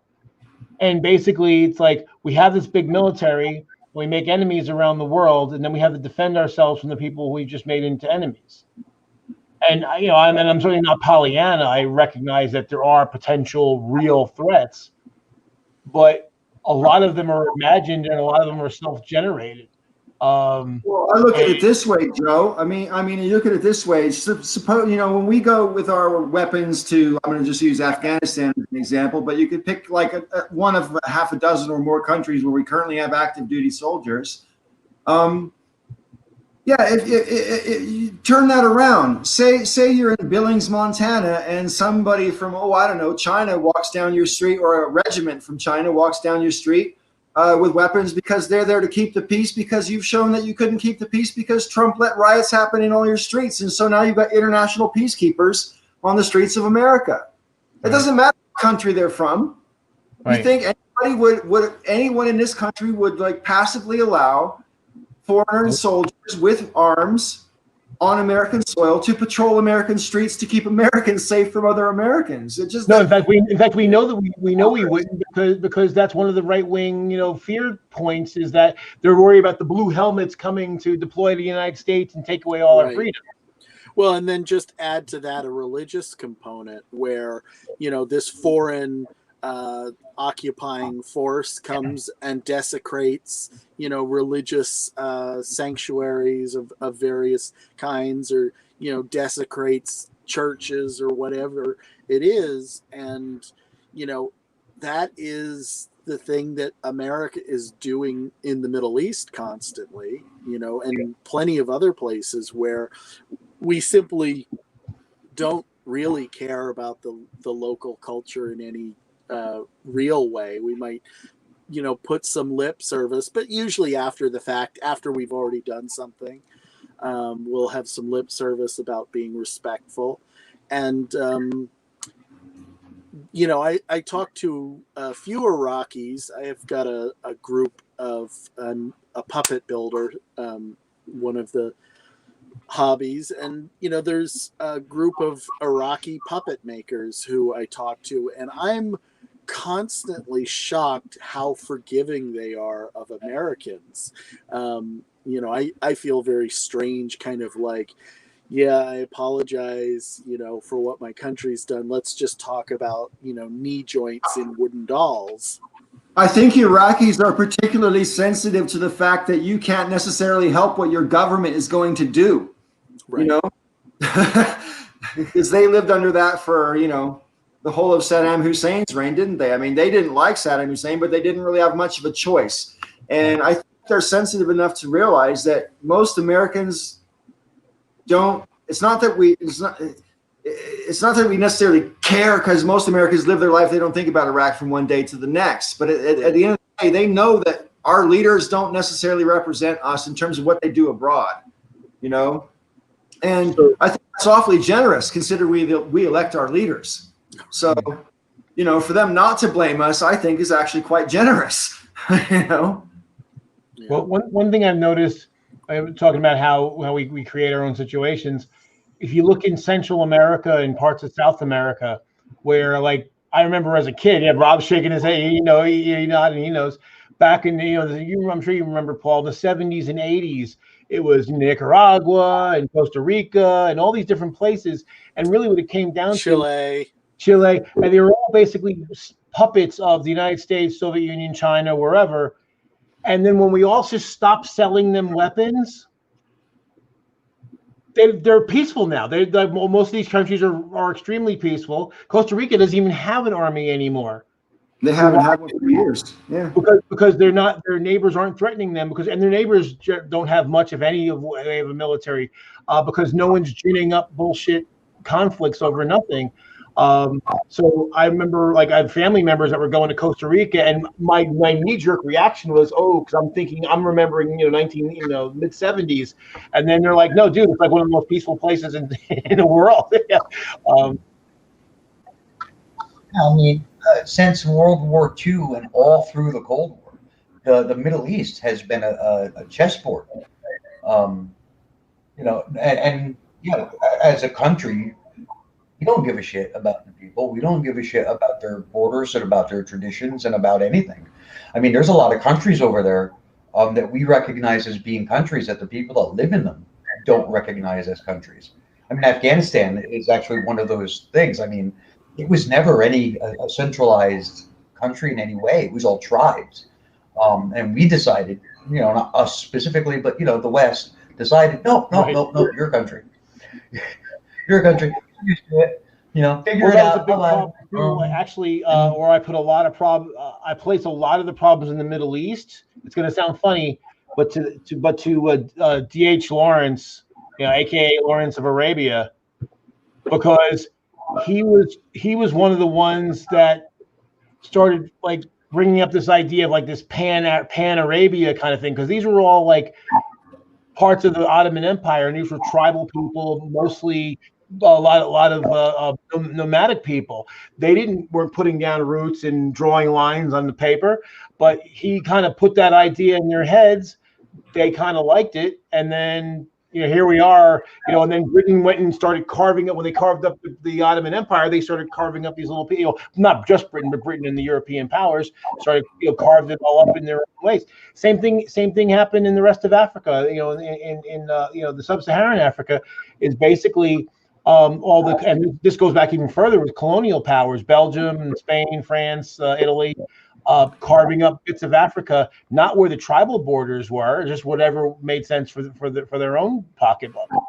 I have a thought experiment for you guys, and we need to wrap up pretty soon. I mean, I've been traveling. I traveled for 9 hours today, so I'm a bit bushed. But I have a thought experiment for you based on what you were just saying, Joe. I mean, obviously it's all speculation. We can't, there's no right or wrong answer to this, but what do you think would have happened if there never was European colonialism? Just say it never happened. Right. Well, we just traded with other countries as if they were our equal sovereign countries. European countries did, and there was never any colonialism. I'm not talking about expansion into the Americas. I'm talking about conquering existing governments and countries. Like when the British conquered India is one of the oldest countries in the world. And they said, no, you're not civilized enough for us. We'll come and fix it for you, mate.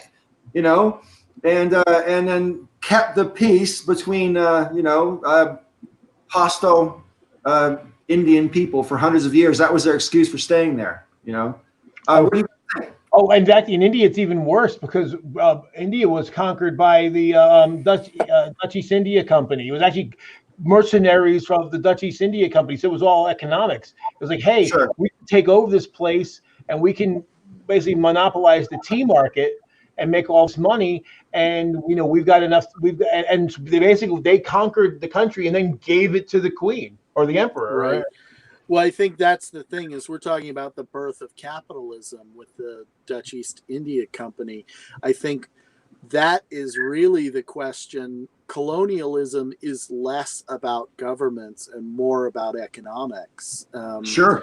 And the fact that I think what I would love to imagine is a world that didn't start down this path of capitalism. And I want to be real clear, because I know a lot of people confuse commerce and trade with capitalism, but I'm talking about the system of having stocks, of having, you know, people loan money to companies to go do things, expansionary things, where they don't have any personal risk other than the money that they loaned involved. And I think that's a big part of it. Similar to the way kings would pay for armadas to go, you know, Spaniards to go to South and Central America. Capitalists were paying companies to go, you know, take their mercenaries to India and other places in the world.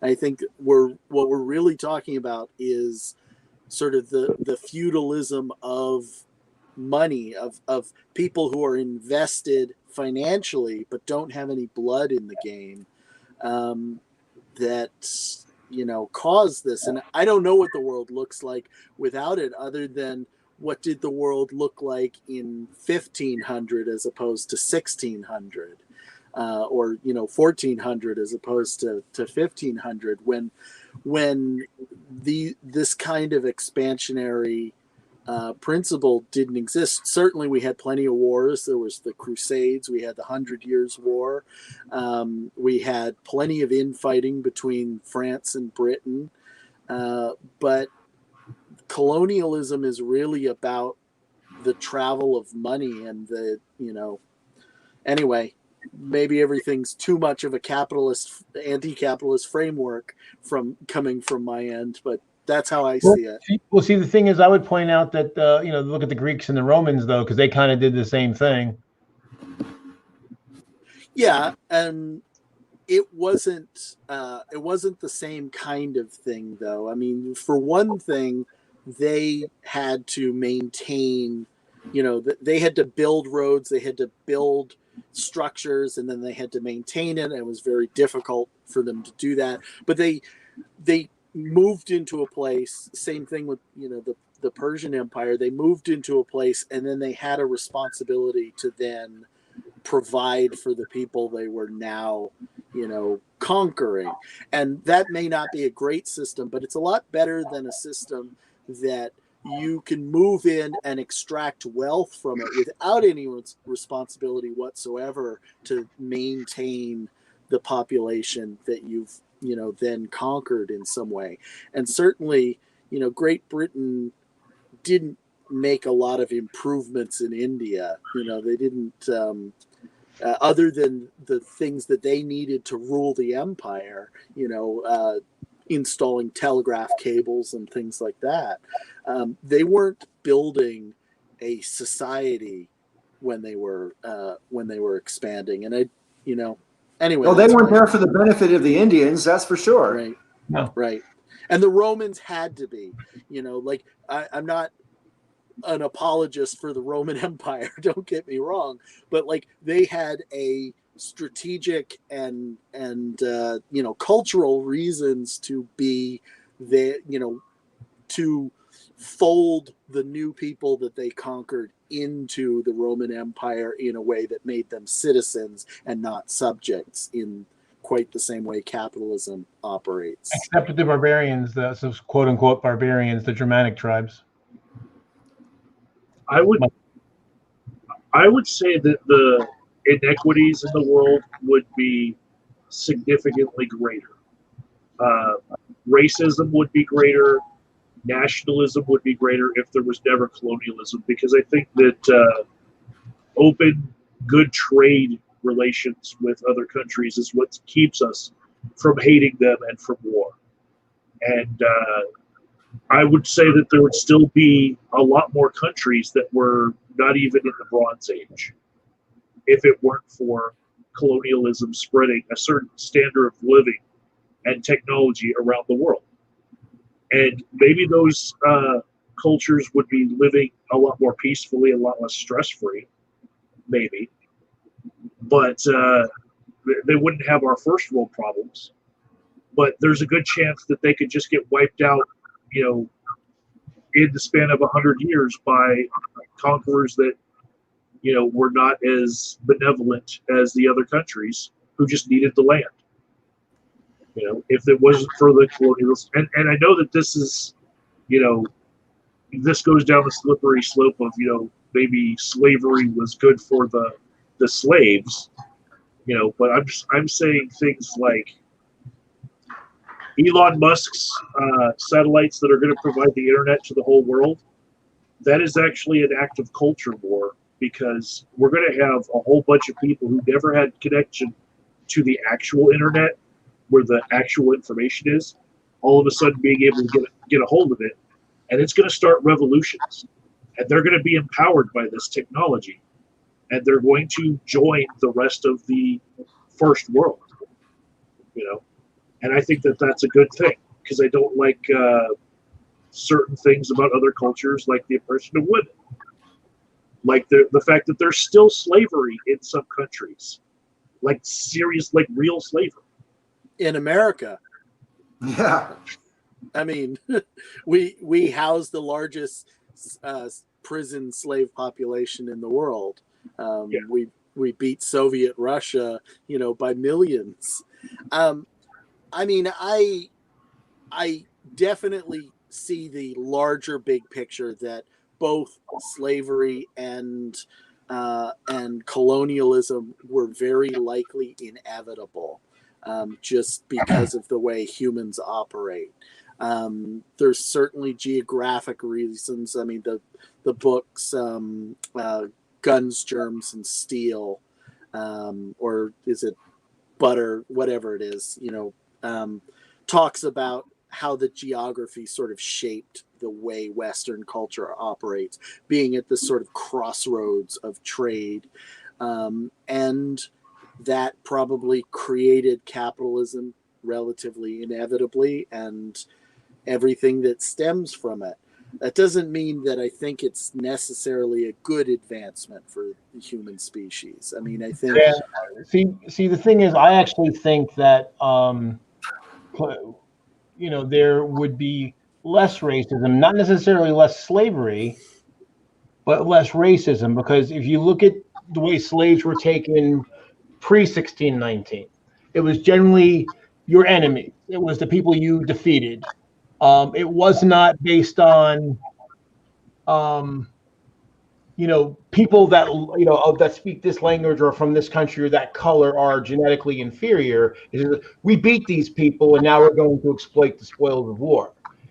Difference. Whereas colonialism, and it's hard to say what thought came first, but it seems like the rationalization for slavery on the scale that was required to colonize North and South America and to extract the economic bounty and steal it from the native populations required a level of justification that basically turned into, well, the people we're conquering, they're just, it's just not that they're our enemies, we defeated them. No, they're just genetically inferior to us, and they're not as civilized. That's their natural station, is to serve us, because it's at a scale that, because yes, the Romans had slaves, it was not to the same way in the same scale. Slaves even had a certain amount of rights in the Roman system. And so basically you have to take populations and strip them of everything, no rights, no freedom whatsoever. It required something different. And so I think that I do not accept the idea that basically, capitalism invented all the bad things in the world. I think that's, we had feudalism before that. There's always been something bad. There used to be atrocities every Tuesday, regularly scheduled, atrocities every Tuesday. But I do think that, so there always have been bad things, and there always would be bad things, but I think things would be different now. I think we would still have a lot of the same issues, but I really do think there would be less racism in the world. There's a YouTube channel that asks a lot of these questions. It's called Alternate History Hub. I don't know if you guys are familiar with it. No. But a lot of these questions that they ask and they try to answer, and they'll use, facts of world history at the time. And like this happened, and then this happened, if this never happened, that chain of events would have been different. And one of the things that they do is they draw a line from the victory, the American victory of the revolution, to Napoleon, and then on to Hitler. And without the U.S., there would have never been a Hitler. Right. And it's funny. I mean, it's in history. All these things just bump into each other, and you don't realize it. But they did a really good job where they just showed, if the U.S. had never been a country, there would have never been a Hitler. Hell, if there was no Crimean War, there probably wouldn't have been a Hitler. Yeah. I'm to Agent O'Doubt's point. I'm really not convinced that the cell phone has been, and the internet has necessarily been such a boon to humans. I mean, I'm of the perspective that animals, and humans are an animal, have sort of an appropriate habitat, an appropriate way of living that fits what that species likes. And I don't think we're happier now than we were as hunter-gatherers. Now, that makes me definitely sound like a Luddite, and I'm not saying that I am, because I use technology every day. I love drawing on my iPad and various other things. I like the world that we've created with technology, but I'm not sure that it's actually better for me. I'm certainly not as physically fit as I would be if I were, a carpenter in the Bronze Age. But you'll still live longer than a carpenter in the Bronze Age. That's not true either, though. I mean, counterpoint. Yeah, when things were, say, Bronze Age sort of technology, and we didn't have any sort of machinery or anything like that, life expectancy 45 to 55. I mean, there's any number. I mean, technology gives us medicine, which all by itself has basically doubled most people's lifespans. But that's not actually true. Thing about the modern world, which I can point to for sure. Yeah, it's not actually true, though. I mean, babies survive past 2 years old. That's what changes the life expectancy. Right.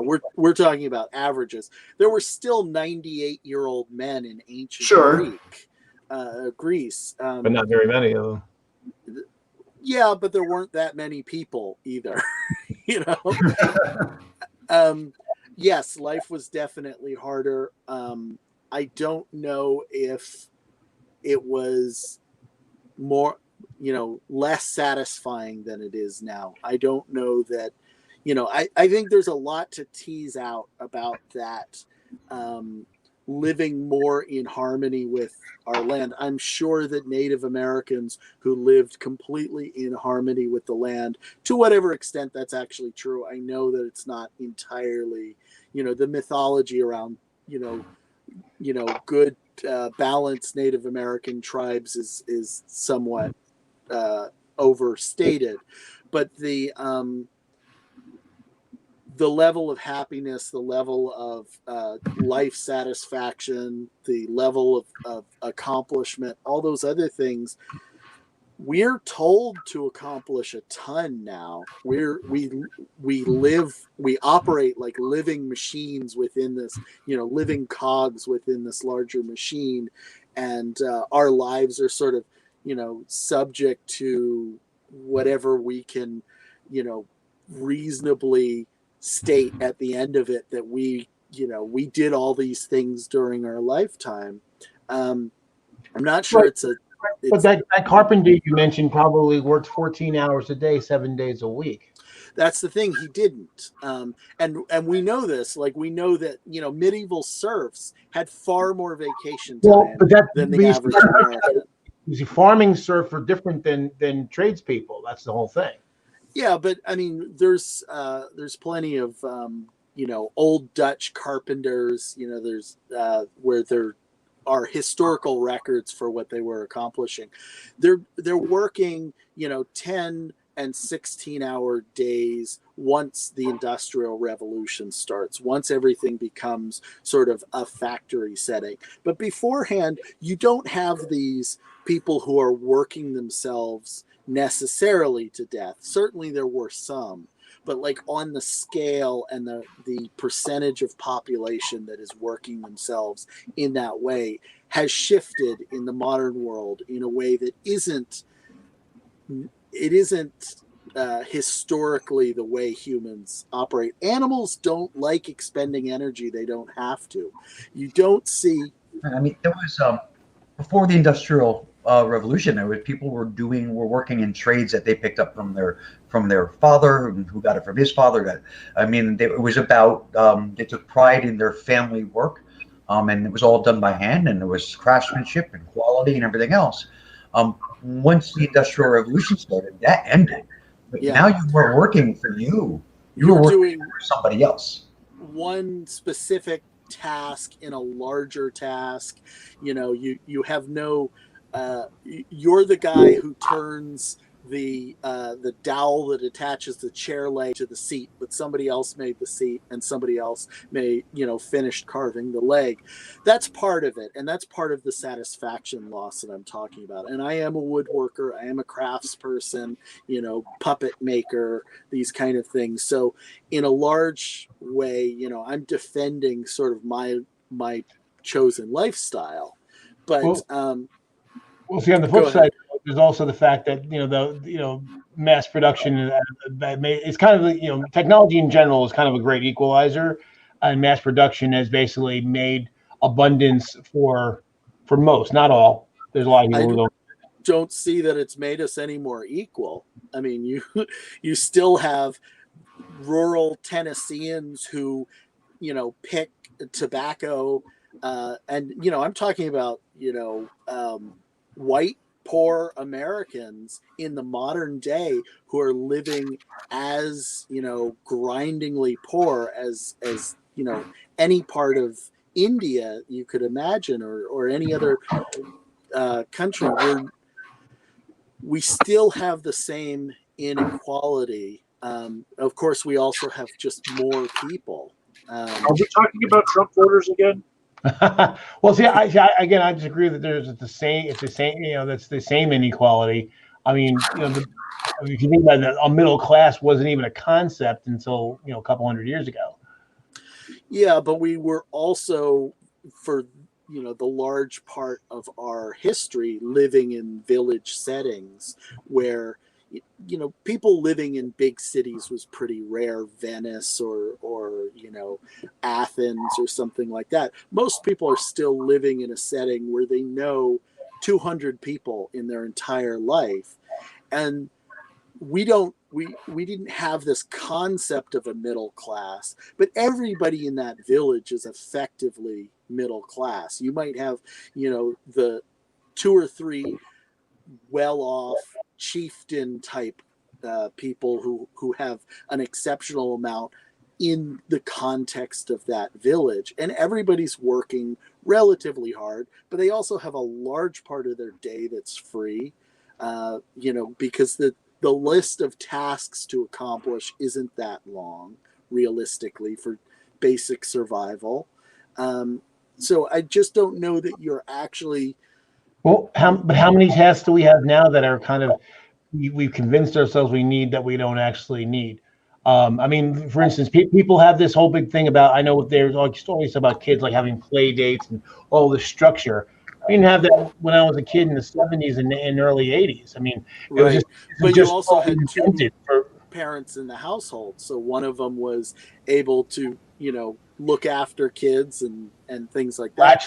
latchkey kids. We didn't have 2 kids in the house.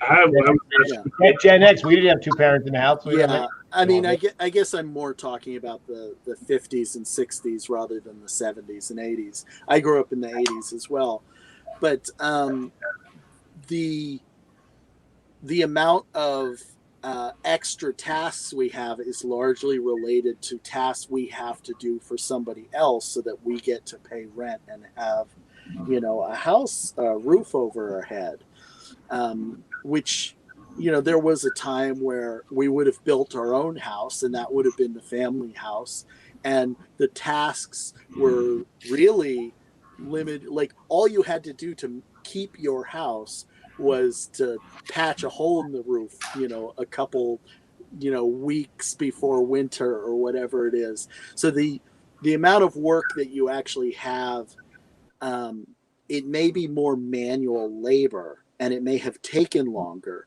but it is actually easier work. And I'll tell you from experience, 5 or 6 hours of carpentry, while it's physical labor, feels a lot better and is a lot more satisfying than 8 to 10 hours of staring at a computer screen. To you. To me, yes. So, I mean, that's As I very said, egocentric kind of position. Well, I like doing this, so therefore that's how it is.